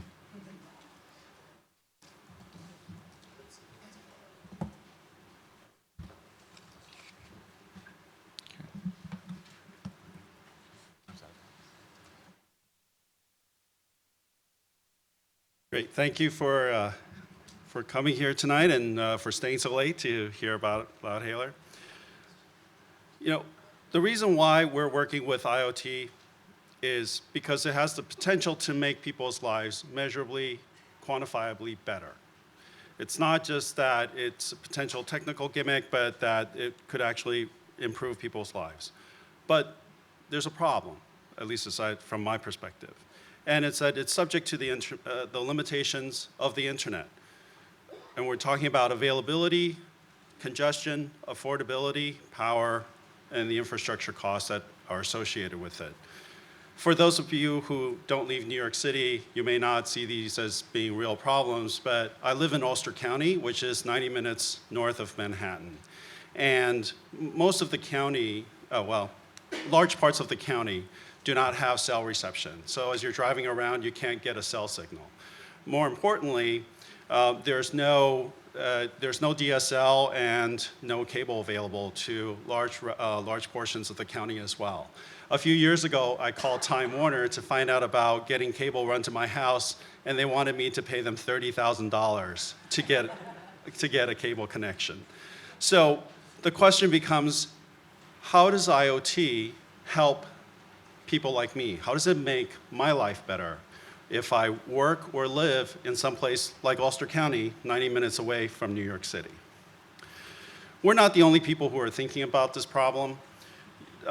Don Dodge, the Google developer advocate, has talked about this, and from a different perspective, but essentially one of his predictions for 2015 was that you need to have an alternative data network that will be better suited to provide the data needs of IoT. And he predicted that the form of that would be a low-cost mesh type of network.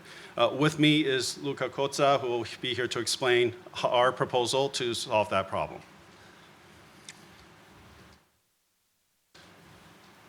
Okay, so our idea, the approach where it comes from is that let's look at the IoT and let's look at what is the Internet of Things means. You know, Internet of Things, thing that everybody thinks, oh, okay, I need a device that needs to connect to the internet.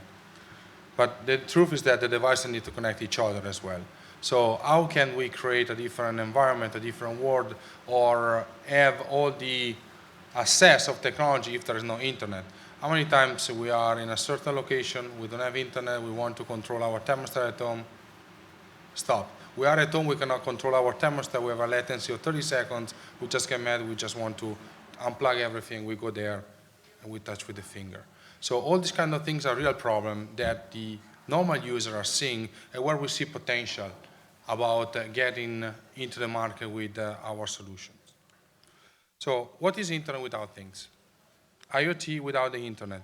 So people need way to access devices, nodes, knobs, sensor, in a way that is independent from the cloud.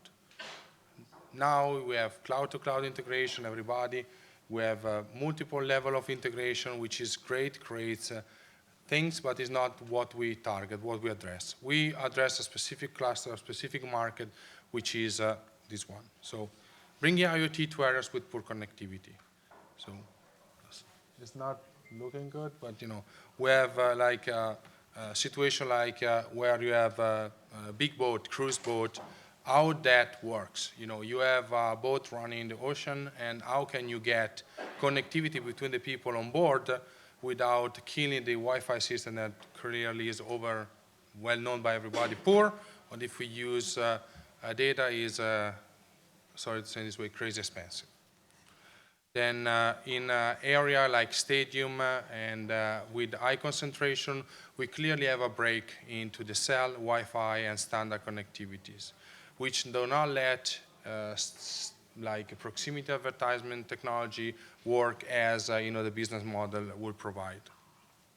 And situation where we have remote locations, like we can say oil rigs, area where Jack leaves without connectivity. So our goal is to target and to provide a platform which provide true mesh based on Bluetooth, true mesh. We work on range, we optimize energy consumption of the device, we reduce the latency on applications, and we try to maximize the data chunk, which... Questions? I have a question. You appear to be only Bluetooth, right? Yeah.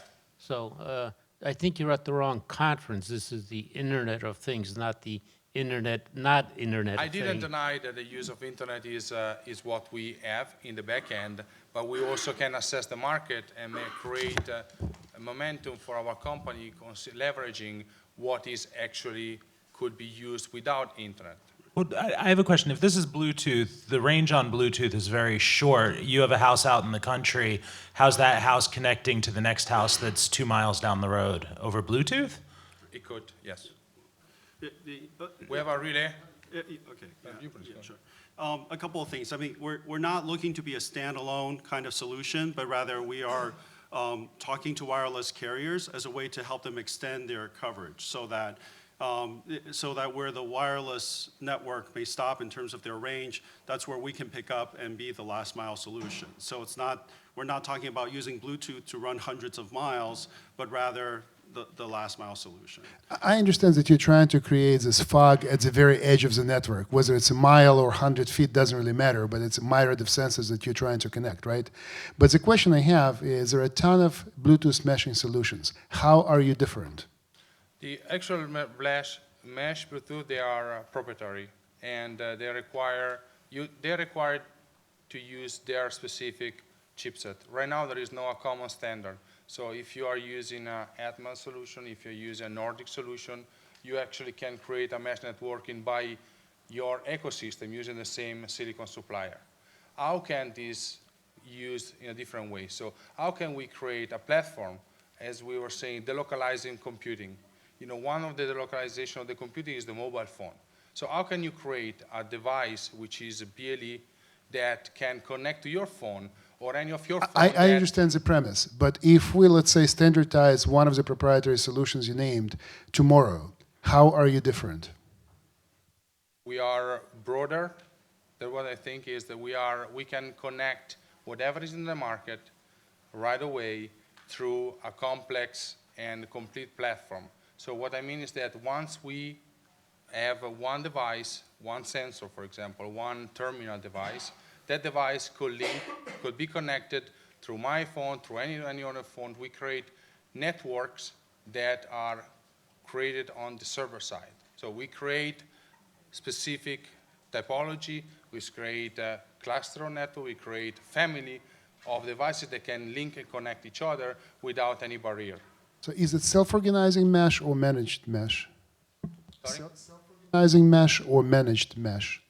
Is a part of the mesh. Is a node of the mesh. Is no longer a central or a peripheral, like in the terms of BLE, but is both. So is both terms. Any other questions?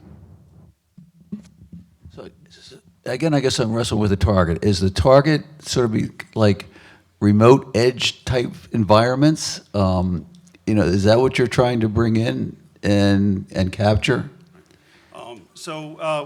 Currently we're talking to a wireless carrier, and we're looking at helping them with a couple of specific enterprise customers where the customers are physically located in situations where they cannot extend the cell coverage any further. And so the idea is that with our software and also proprietary hardware, what Luca referred to as the relay, we could actually extend the functionality of IoT into their facilities, into those areas where they can't further extend the cell coverage. Is that broadband or low band? Is it broadband or low band? Low band. It is low band. Yes. Okay, We so don't if you aim- looked at low power, long range And the time stuff, is up, I'm sorry. We don't aim it to replace. We are a complementary solution for that. Thank you for your presentation. Thank you very much. Next up is Smart Pet Solutions, and we have Ed Cangialosi.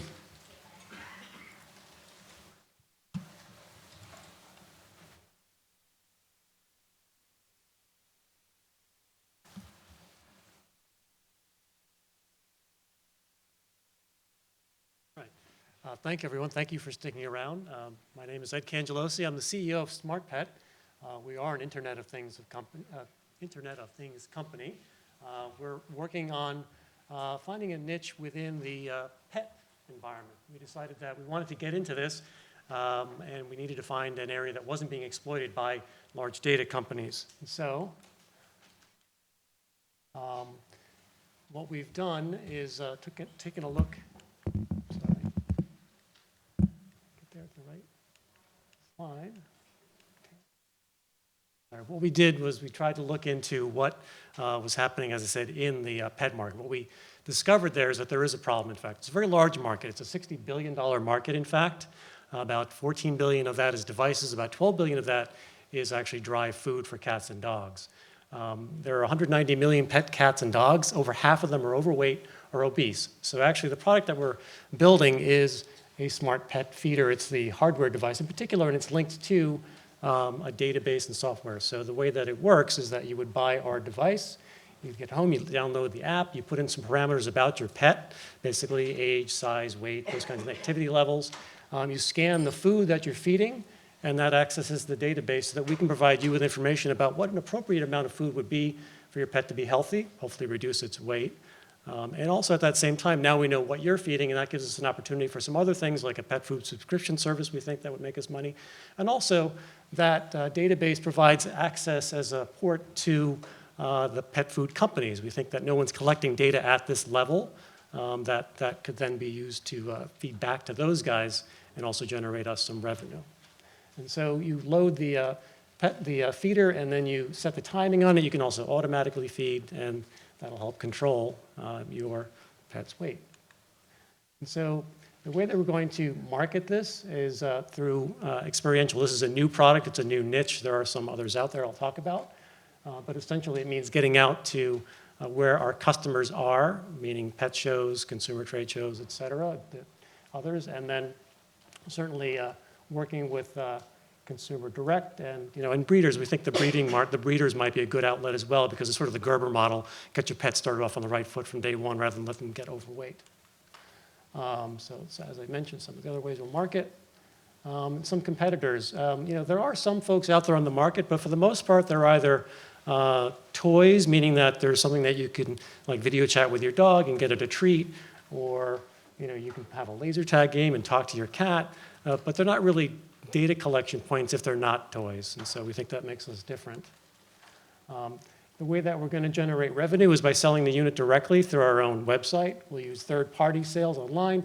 As I said, we think there's a pet food subscription model that we can access, and then we want to use the revenue that we're generating to build some companion units like a smart hydration unit, as well as a pet activity monitor. Those already exist in the market. In our first generation, we want to sync to those, learn from them, and then build our own unit as a follow-on. And we think there's some B2B opportunity, both in terms of the canine market. It costs a lot of money to train a police dog, for example, so you'd want to optimize the health of that dog.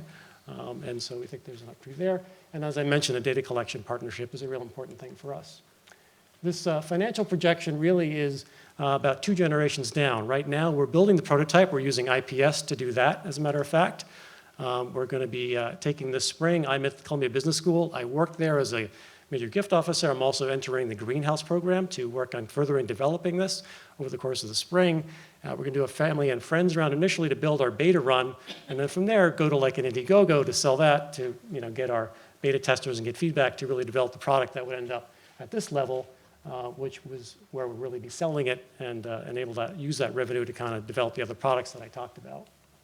So the team, as I said, myself, I work at Columbia. I've bootstrapped 2 different bicycle businesses actually before this. I specialize in customer relationship and building the sales part of it. My brother, who's my partner, is a computer scientist, electrical engineer. He manages teams at Barclay that develop electronic trading platforms. So we think our skills are complementary. We both manage people. And we've really never had an opportunity to work on a project like this before, but we've talked about doing things together, well, our whole lives. And so with that, I'll pause. And actually, I don't really have questions for you guys, but I'd love to hear what you think and where you think you could see this going, et cetera. So. Well, thank you for your presentation. Questions? So, first of all, it seems like a kind of the platonic ideal of an Indiegogo project. But it doesn't strike me as an IoT thing. Once you've downloaded the initial configuration, which could obviously just be in an app that's associated with it and linked, I'm not sure I see any ongoing reason for connectivity, and if you want to have this connected, it means you're going to have to spend an extra $20 on putting Wi-Fi into it, which drives up your price to, further, up to that $200 retail mark. It strikes me, I need a justification for why IoT, which is going to drive up that price point. Sure. I mean, I guess that we've looked at what's happening in terms of the standards within IoT, like within the home, in terms of what's using it. Should it be a Bluetooth type of thing, because it's therefore being more of a low power kind of thing that's within the home, or is there, with the coming standards changing, will it become more of an IoT kind of situation that is reasonable and able to be utilized? So we've looked at companies that are doing that kind of piece to fit in where we can tag on to it, like a Wenmo, I guess, and others. So I don't know if that answers your question, but it's certainly one of the things that we're looking at to kind of help solve that. So it's not connected then? I'm sorry? It's not connected? I thought you were getting data. No, I'm sorry. Yes, it is connected. So I mean, it's connected. The hardware would be connected through your Wi-Fi. Ultimately, yes, in terms of powering it. So it you is have to go back connected. to the phone, so yeah. Okay, other questions? Now this makes it hard. So this is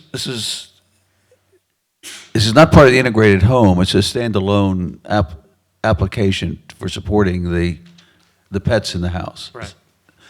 Okay. So I guess I didn't mention the target market. That slide in particular, I guess it's urban people, suburban people who, are not around to take care of their dogs and their cats for the most part. They use dog walkers, and I guess. I have an observation. I think it's a great idea. I saw your projections. It's always nice to have projections. Not many people here have, and you have them. I think I think maybe your time to market is long, and you show 2 years to getting to the product market. Yeah, I think that's about what we're targeting based on. And I'm concerned that what's really the barrier to entry? Who else is going to come up with some kind of a competing product? Personally, I think that a product I probably wouldn't buy it myself, but there's so many people. The pet market is a vibrant market, I think that if it's done right. I just was at another event and I saw somebody that had like one of these. It's an IoT-enabled pet door. So the door won't open if the pet doesn't have an NFC thing around his collar to keep other pets out of the house type of thing. It was a pretty interesting one. And so, I think that there's other people out there that are doing similar stuff. And, I would say, just as advice, is speed it up and maybe get some partnerships going and get something out into the market and see if it actually resonates, because it could move fast. Yeah, no, Just I agree. to I think pick that up it on is that, moving fast. I would say get it up on Indiegogo, or and you're going to see if you have an audience for it. And then the build side of this is not super complicated. It's a relatively straightforward device. There's not a lot of sensors. Yeah. I think it's probably more a matter of the funding, I think, in terms of us accumulating that, since we're investing in making the prototype. But after that, it's, and as I said, in terms of timeline for myself, it has to do with this, the program that I'm in. So. From RBC Capital Markets and Columbia University. Yeah. Yeah, I think the skill set's okay. And the time is up. Thank you. Well, thank you. Okay. Good luck. Thanks. Next up is Nonatech, and we have Gary German presenting.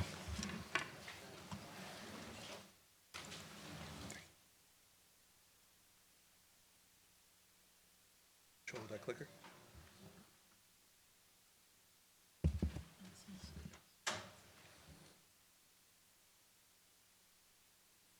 Thank you, everyone. My name is Gary German, president and co-founder of Nonatech. Decided to start Nonatech once my grandmother suffered a stroke. When she came home from a rehab center, we set her up with some home care staff, and she was abused by one of the home care attendants. We were able to remedy that very quickly, but even after the abuse, she was still in and out of ER and the hospital due to falls and urinary tract infections. The senior population is expected to double within less than 15 years, from 40 to 80 million people. 117 million people in the US currently have one or more chronic health condition, according to the federal government, 20% of elderly patients are back in the hospital within 30 days after discharge, and $17 billion is estimated that is spent on potentially avoidable readmissions. The total value of services and support for seniors in the US exceeded $400 billion. Nanotech is the first digital health solution focusing on the early detection of physiological changes by monitoring behaviors or the absence of behaviors. We're able to create a pathway to lower level interventions, containing healthcare costs, and reducing avoidable emergency department visits, hospitalizations, nursing home placements, and overall admissions to higher levels of care. We are a pilot health tech winner. We won $100,000 and are approved for a $250,000 budget that allows us to go forward with partnerships with some health plans, senior living community, skilled nursing facility. We were featured on PBS and a couple other news programs as well. Our solution provides real-time data to clinicians, allowing them to continuously monitor falls, wandering, and potential health risks, such as urinary tract infections, sleep apnea, depression, and dehydration. Our connected health devices and predictive analytics allows for the proactive management of disease, enabling the reduction of admissions to higher levels of care. Our platform is able to track medication adherence or lack thereof, and the activities of daily living, such as sleeping, eating, bathroom, and socialization patterns. So how does this all work? Data is collected from unobtrusive connected health sensors, and that data is automatically transferred to clinicians, family members, caregivers, and that data is passively collected, meaning no self-reported data. We are device agnostic, but what makes us even more unique is that we created some of our own sensors as well. As you can see here, incontinence sensor is the only one that's still in beta. We have a screenshot of our app showing that Linda, indicating Linda is doing well by the green circle and her daily activity feed. If that circle was yellow, it would notify the clinician or caregiver that situation needs to be looked at into further before it escalates into a potential emergency event. If it was red, it would indicate that it was a high probability and intervention is required to avoid a potential hospitalization. Some of our competitive advantages: no other company has integrated as many unique unobtrusive sensors to provide real-time monitoring and automatic data transfer to clinicians and others. No self-reported data. Again, we have data showing over 35% fewer ER visits, 14% fewer days in long-term care, and 7% fewer inpatient admissions of elderly and chronically ill individuals. Savings of over $500 per patient per month, and a 5x ROI per member. Again, platform device agnostic, also helps users obviously control lights and appliances by some of the protocols that we use, and does not require users to wear nor carry a device around. We have revenue, some of our traction. These are some of our strategic partnerships and clients. Just a snapshot, IBM Watson. We are the only remote patient monitoring solution chosen by them to go forward with a strategic partnership. We are currently in stage 2. Stage 3 would include commercialization and investment, which we're currently discussing. Some of the highlights, some of the value: we increase staff efficiencies, increase medication compliance, and ability of individuals to remain in their current living environment for longer periods of time. Business model, $89 per user per month, includes access to our software and 4 sensors. Additional sensors can be purchased for a one-time fee of $49 to $99. And for additional $30 per user per month, it's access to an off-site call center for those that need it. Quickly, we have a great team. Our CTO has been part of 8 other companies, sold the company for over $30 million. Chief Clinical Officer has ran large healthcare organization. My family has run some senior living communities, and I've been part of other startups as well. And the opportunity right now, again, achievements to date: we have a patent pending, anticipate awarding the patent in early 2016. We have several strategic partnerships chosen. And the time is up. And my time is up. Thank you. So questions? You mentioned you don't have to wear the sensors. So Correct. So how does one get connected to the sensor? Sure. So the sensors are placed in the living environment, so in beds, chairs, wheelchairs, in the bathroom, around the base of the commode. Okay. and based on their routines and their behaviors, we're able to, the clinicians and caregivers are able to see if anything's out of the ordinary. Can you describe what type of sensors you currently have? Sure. So, bed sensor, toilet sensor, chair sensor. Tell me the function of the sensor. Sure. So they track any kind of pressure. For example, the bed sensor. That's able to indicate if someone's in the bed or getting out of bed. However, we're also able to notify if the person has sleep apnea, depression, person's tossing and turning, can be very sensitive as well. That's able to be programmed as well. And also, when a person gets up out of bed in the middle of the night, a lot of falls, I don't know if people know this, happen nighttime, going to the bathroom. You can have lights turn on and off as well. So we can't prevent all accidents, but our job is, with our technology, to try to reduce certain avoidable ER visits, falls, wandering, UTIs, second most common reason someone goes into a hospital. Healthcare and ambient assisted living types of areas are currently identified as key focal areas for IoT in the future in terms of market opportunity. So these solutions are focused both at the home and at the enterprise, like in hospitals and healthcare facilities. Is that correct? Yeah, thank you for bringing that up, because I didn't get a chance to get into that in my presentation. So we are working with health plans, assisted living, senior living community right now towards our first hospital. And on the B2C side, not allowed to say which company, but one of the largest distributors in the U.S. with a pharmacy. Everyone can try to take a wild guess. And one of the top 5 pharmacies in the U.S. as well have chosen, they were looking at IoT aging in place solution. They chose us. So we are discussing economic model right now towards the soccer mom that's taking care of the kids, but also taking care of their parents and grandparents. For example, I have a 2-year-old. I am also taking care of my father, who has congestive heart failure, and my grandmother, who's still in the home right now with home care attendant using our technology. So in addition to the devices, you're also looking at the end-to-end solution. You talked about the predictive analytics.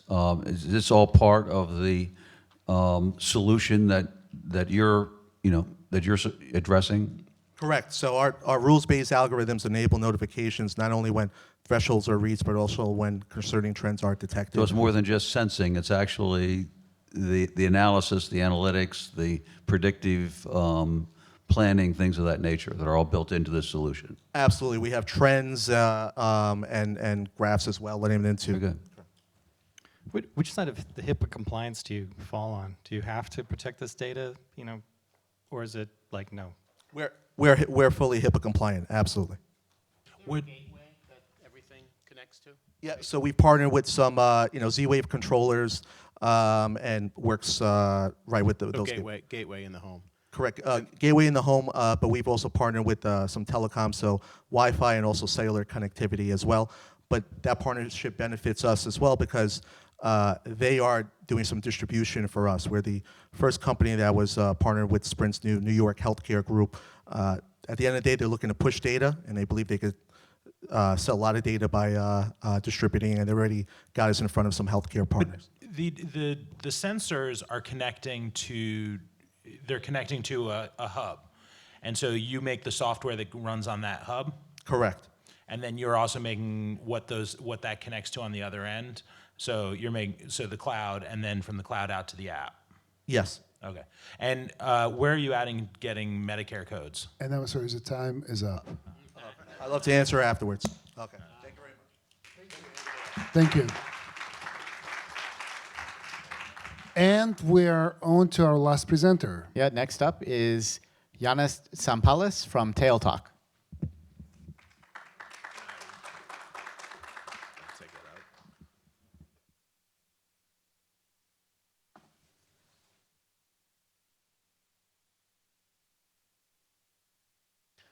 Hey guys, thanks for having me over. My name is Yanis Sampalis. I'm the CEO and co-founder of Dogstar Life, and we're building Tail Talk, the world's first emotion sensor for dogs. There are over 75 million dogs in the US, and none of them speaks English to tell us how they feel. But dogs do speak with their body language. they're barking, and the tail has been identified one of the key media that the dogs convey their emotions. And there's been extensive academic research recently and qualitative analysis from animal behavior is that the way that the dogs are wagging their tail, that's how they communicate how they feel. And also tail wagging includes complex signals that humans cannot necessarily understand, but other dogs do because that's their language. And that's why we decided to create Tail Talk. So Tail Talk is a tiny smart device that's placed on the tail of the dog and is be able to understand the placement and the position and the movement of the tail. And with Bluetooth, sends that information to your phone, and it's able to give pet owners the emotions diary of their dogs throughout their day. We're building a platform where we're going to have actionable notifications, and we'll be able to help pet parents make decisions that will fundamentally improve the quality of life of their dogs. There are three use cases we're focusing right now as we're building our prototype. It's for busy professionals who are going to work and they leave their dogs at home, or they're using dog walkers or dog daycare. We'll be able to tell you how your dog feels about the services and if you're spending your money right. When a new puppy comes home, and it's an exciting time for pet parents and for kids, but it's also a very stressful time. We'll be able to tell you how your dog feels and what your dog likes, and help the connection between the new pet family and the dog faster. And also we're collecting data over a long period of time, and that information is going to be available to pet professionals who will be able to make better assessments using the emotional aspect of that. We cannot really measure our best friend's happiness in dollars, but the pet industry is being a very healthy and recession-proof industry. There is over 75 million dogs in the US, as we mentioned before, and there is a new trend emerging, which is the anthropomorphization of dogs. More and more people identify themselves as pet parents instead of pet owners, and that trend is only increasing with millennials. We're not the first startup in the space of dog smart accessories. There's been Voice and Whistle, and a couple of them have been very successfully funded, but we are the first one that's focusing on emotions, and that's our unique technology, and that's where we have our patents. When you look at where we are, we formed as part of Cornell, MBA class in January of this year. We filed for 2 provisional patents. We won a couple of awards. We won Maker's Fair Editor Choice Award. We ran an Indiegogo campaign that had gave us tremendous amount of exposure and press and some opportunities that we're going to take advantage later. And we're heading to next year building our prototype and trying to have a soft launch at the end of first half and a commercial national launch in second half. The team, Mike and I, we're both pet lovers and IoT lovers. Mike worked for IBM and American Express building big data and business ops, and I work for Motorola as in product management, and I also build Verizon's connected devices and smart accessories retail business. And that's the end of our tale. So that's all.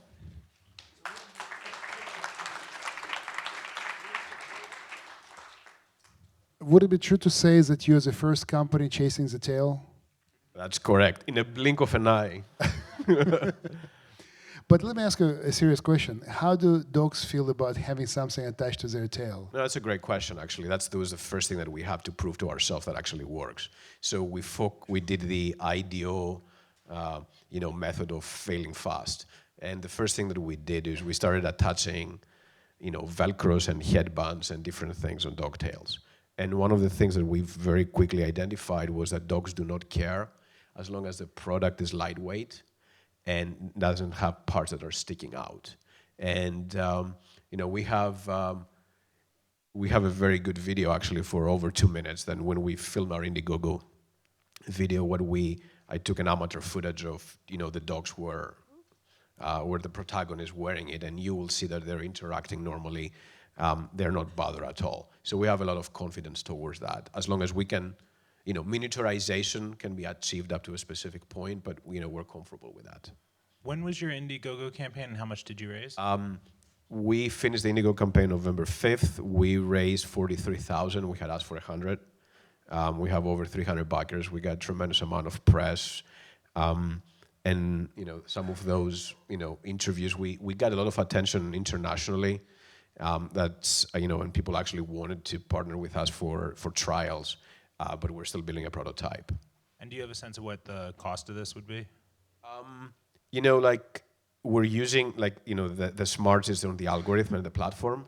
The sensors that we are using, will probably take us, in the low teens. And then it's up to us about, how much we want to price it. There's a lot of price, you can have price skimming on such a new technology. The intention for us here is obviously, and you asked guys the question before to other teams, where's the IoT aspect of that? Capturing the emotions of the dog is just really the first step. The question is what you do with the data, how you analyze it, how your platform is learning, and how you can activate other devices based on that data. And that's what we don't show, but that's what our future is, and that's what our patents are. So I think all the dog monitors, and I've seen a few presentations from different companies. I think they're all cool. In all of those presentations, the questions come up, which is sort of the long-term viability of these things, right? So you discover, you buy this, you put it in your dog, and you get a tweet, he's happy today, and he went out the house, right? Next day you get the same thing. Then, a week later your dog's happy, and you keep getting the same kind of data. So 5 months after I've had this thing on his tail and he keeps telling me he's happy, I think it sort of wears off on me. Yeah.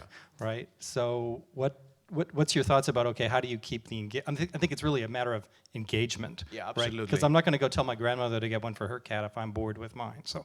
Absolutely no. We talked about happiness because that's the easy one. It's like the Facebook like of the world. But there is a lot of, there's obviously aggression, there is fear, there is relaxed, and there is anger. So all of those emotions will be captured and will be able to be identified. The most important thing with that data is, your dog is happy and it's active. You will be able to get an emotional diary throughout the day. But what you'll also be able to understand is you will be able to see when the pattern changes. And that information, usually the mood and the behavior is a prediction for health issues. So our intention, our plan is to have animal behaviorists and dog trainers on staff that will be able to actually give you guided advice about what is happening in your dog's life. I could see if you were monitoring gait or something like that. Like our dog just had a problem with one of its paws, and being alerted a few hours before we noticed it might have helped. But I still have problems with, okay, after a long period of time, I pretty much get 4 or 5 pieces of data which don't change much. Yeah. This looks like a long tail application. Thank Well, you. thank you very much. I think we're going to love our niche Your time is consumers. up. We had a fantastic set of presentations.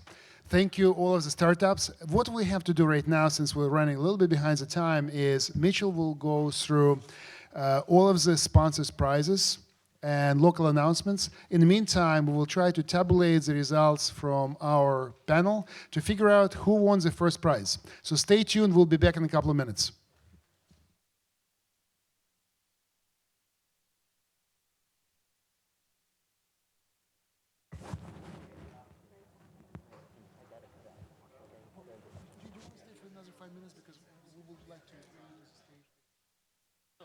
Testing.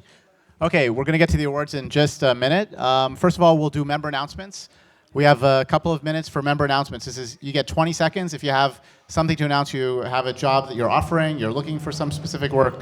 By raise of hands, we're going to take up to 10 people. Okay, go for it. If you can line up and come to the front, it would be good. All right, all of y'all have IoT. IoT generates data. So here's a question. Do you know what your data's worth?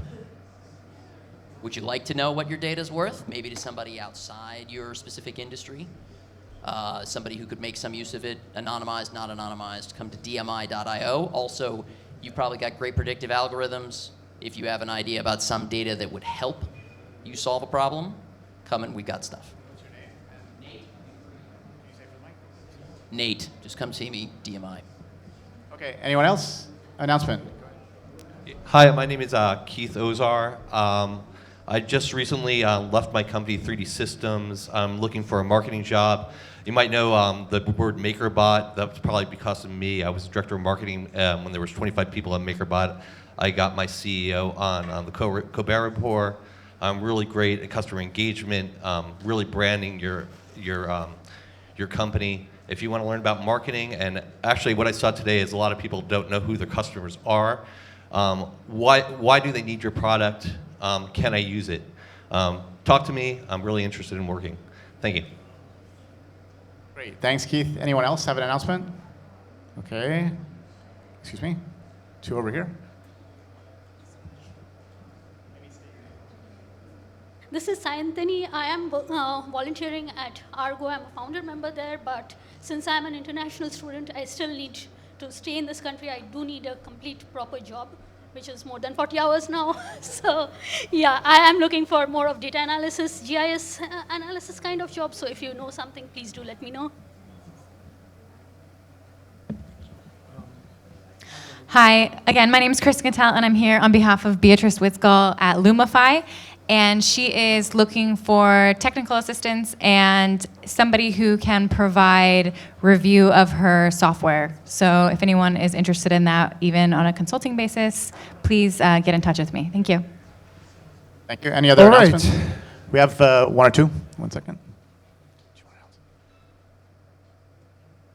Hey everyone, this is going out to all mobile app makers and developers. So I currently work for a company called Branch Metrics.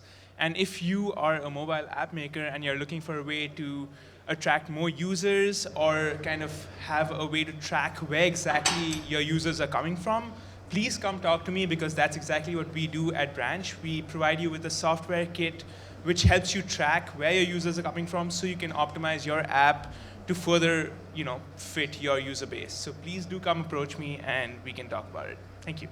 Great. Thanks. Any more? Last call. Okay, one. Hi, my name is Jeff Simon, and I work at Web Intensive Software, and we're branching out into IoT in bits and pieces, and we're creating augmented reality based on beacon app technology.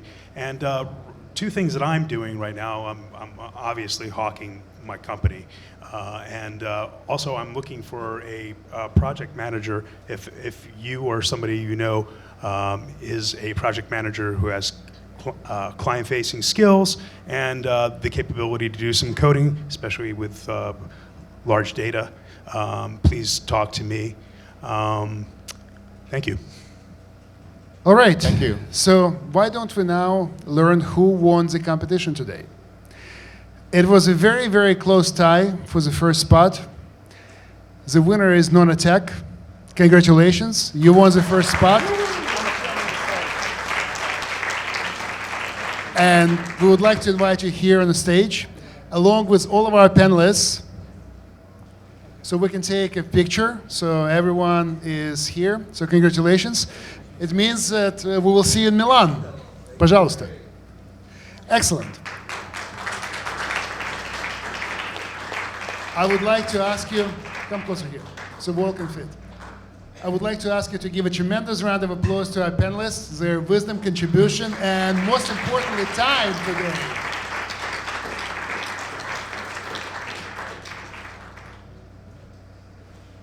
So, the close second was Kalida, and unfortunately, the tie was very close, but you guys didn't win. But excellent product. Congratulations and good luck with your success.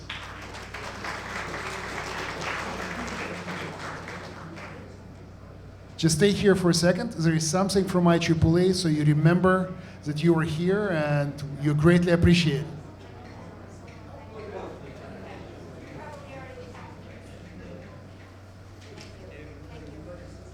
Thank you, panelists. I appreciate that you took the time to come here and help us. Thank you to everybody on behalf of IEEE, and well, thank you, everyone. I don't want to take too much time because I know we're running late. Thank you. We'll see you in Milan. See you. Great meeting you too. Great meeting you. Thanks, Jack. Before we leave, there are some more awards. Guys, everyone, we have 1 more minute. Before we leave, there are more awards. They didn't go. If you could please have a seat. We have more awards. Mitch, my man, I'll invite up from IPS. Everyone, please, you may leave if you want to leave, but please, if you're staying, have a seat. Thanks very much. My name is Mitch Mame, and I'm with a firm called Intelligent Product Solutions, IPS. We're, excuse me. We're product development professional services, so think engineers, designers. I actually had a greatest description of our company by one of our clients who called us the special forces of product development, and we like that description. So we announced making an award for the one firm that we think has the greatest chance for commercial success. And I was intrigued by the Nona Tech company, just because I know that is a really, really big market. He sounds like he's very far along. And that was it. Nona Tech, yes, please. So congratulations, Gary German. Nona Tech is a winner for the IPS award. Next up, we have Indiegogo. Is Indiegogo? Yes, great. So, everyone, if I could please ask you to hold down the noise. We have 2 more awards, and then we're going to be done. Alana, Jesse. Hi, everyone. I'm Alana Jesse. I'm with Indiegogo. I'm a campaign strategist for design, technology, and hardware. And I want to first of all, thank everyone who presented tonight. But I'd like to give my award to Mike with Smart Pet. Is Mike still here? There you go. Thank you so much. Really strong use cases, consumer use cases, and I'm really excited to work together. Great, thank you. So that award, the Indiegogo award, goes to Smart Pet Solutions. SoftLayer, do we have a representative, Luke and Jennifer? So this is a big award. This is $120,000 in hosting credits and cloud credits. Well, we wanted to say it was a difficult choice, but we also thought Nona Tech was really the leader as far as our award, the cloud tech. And personally, I think everyone in their life deals with someone who has some sort of care issue, and it really is, I think, a very important technology, and we're happy to support it. Okay, congratulations. And finally, WeWork. WeWork, would you like to announce Adam? Okay, your prize is along with their prize. Yeah, so we have prizes for the top 3 teams, and it could actually be whatever sort of fits the teams most. And we can chat afterwards, but we have a free month of our Commons membership. Basically, you can work from any WeWork on the planet, and we have them all across the planet. The month of December for free on us if you want to take an office space, or 25% off for your first 2 months at a WeWork space. So a lot of different options, a lot of spaces. New York is where we're born. We have 22 locations here. And I have some killer t-shirts underneath my arm that I'll be giving you. Thanks for coming, everybody. So there are a 2nd and 3rd place, and they will get an award from WeWork. So we're going to let you know that in just a minute, and if not now. So Nona Tech was 1, Kalita is 2, and Blink is 3. Okay. So Nona Tech 1, Kalita 2, and Blink is 3. So they also receive awards. Thank you, everybody. Thank you very much again. Follow IEEE, iot.ieee.org. We welcome your participation. We would like to see you getting involved, and we will definitely do another event of that kind next year. Mitchell, fantastic job. Thank you. Thank you.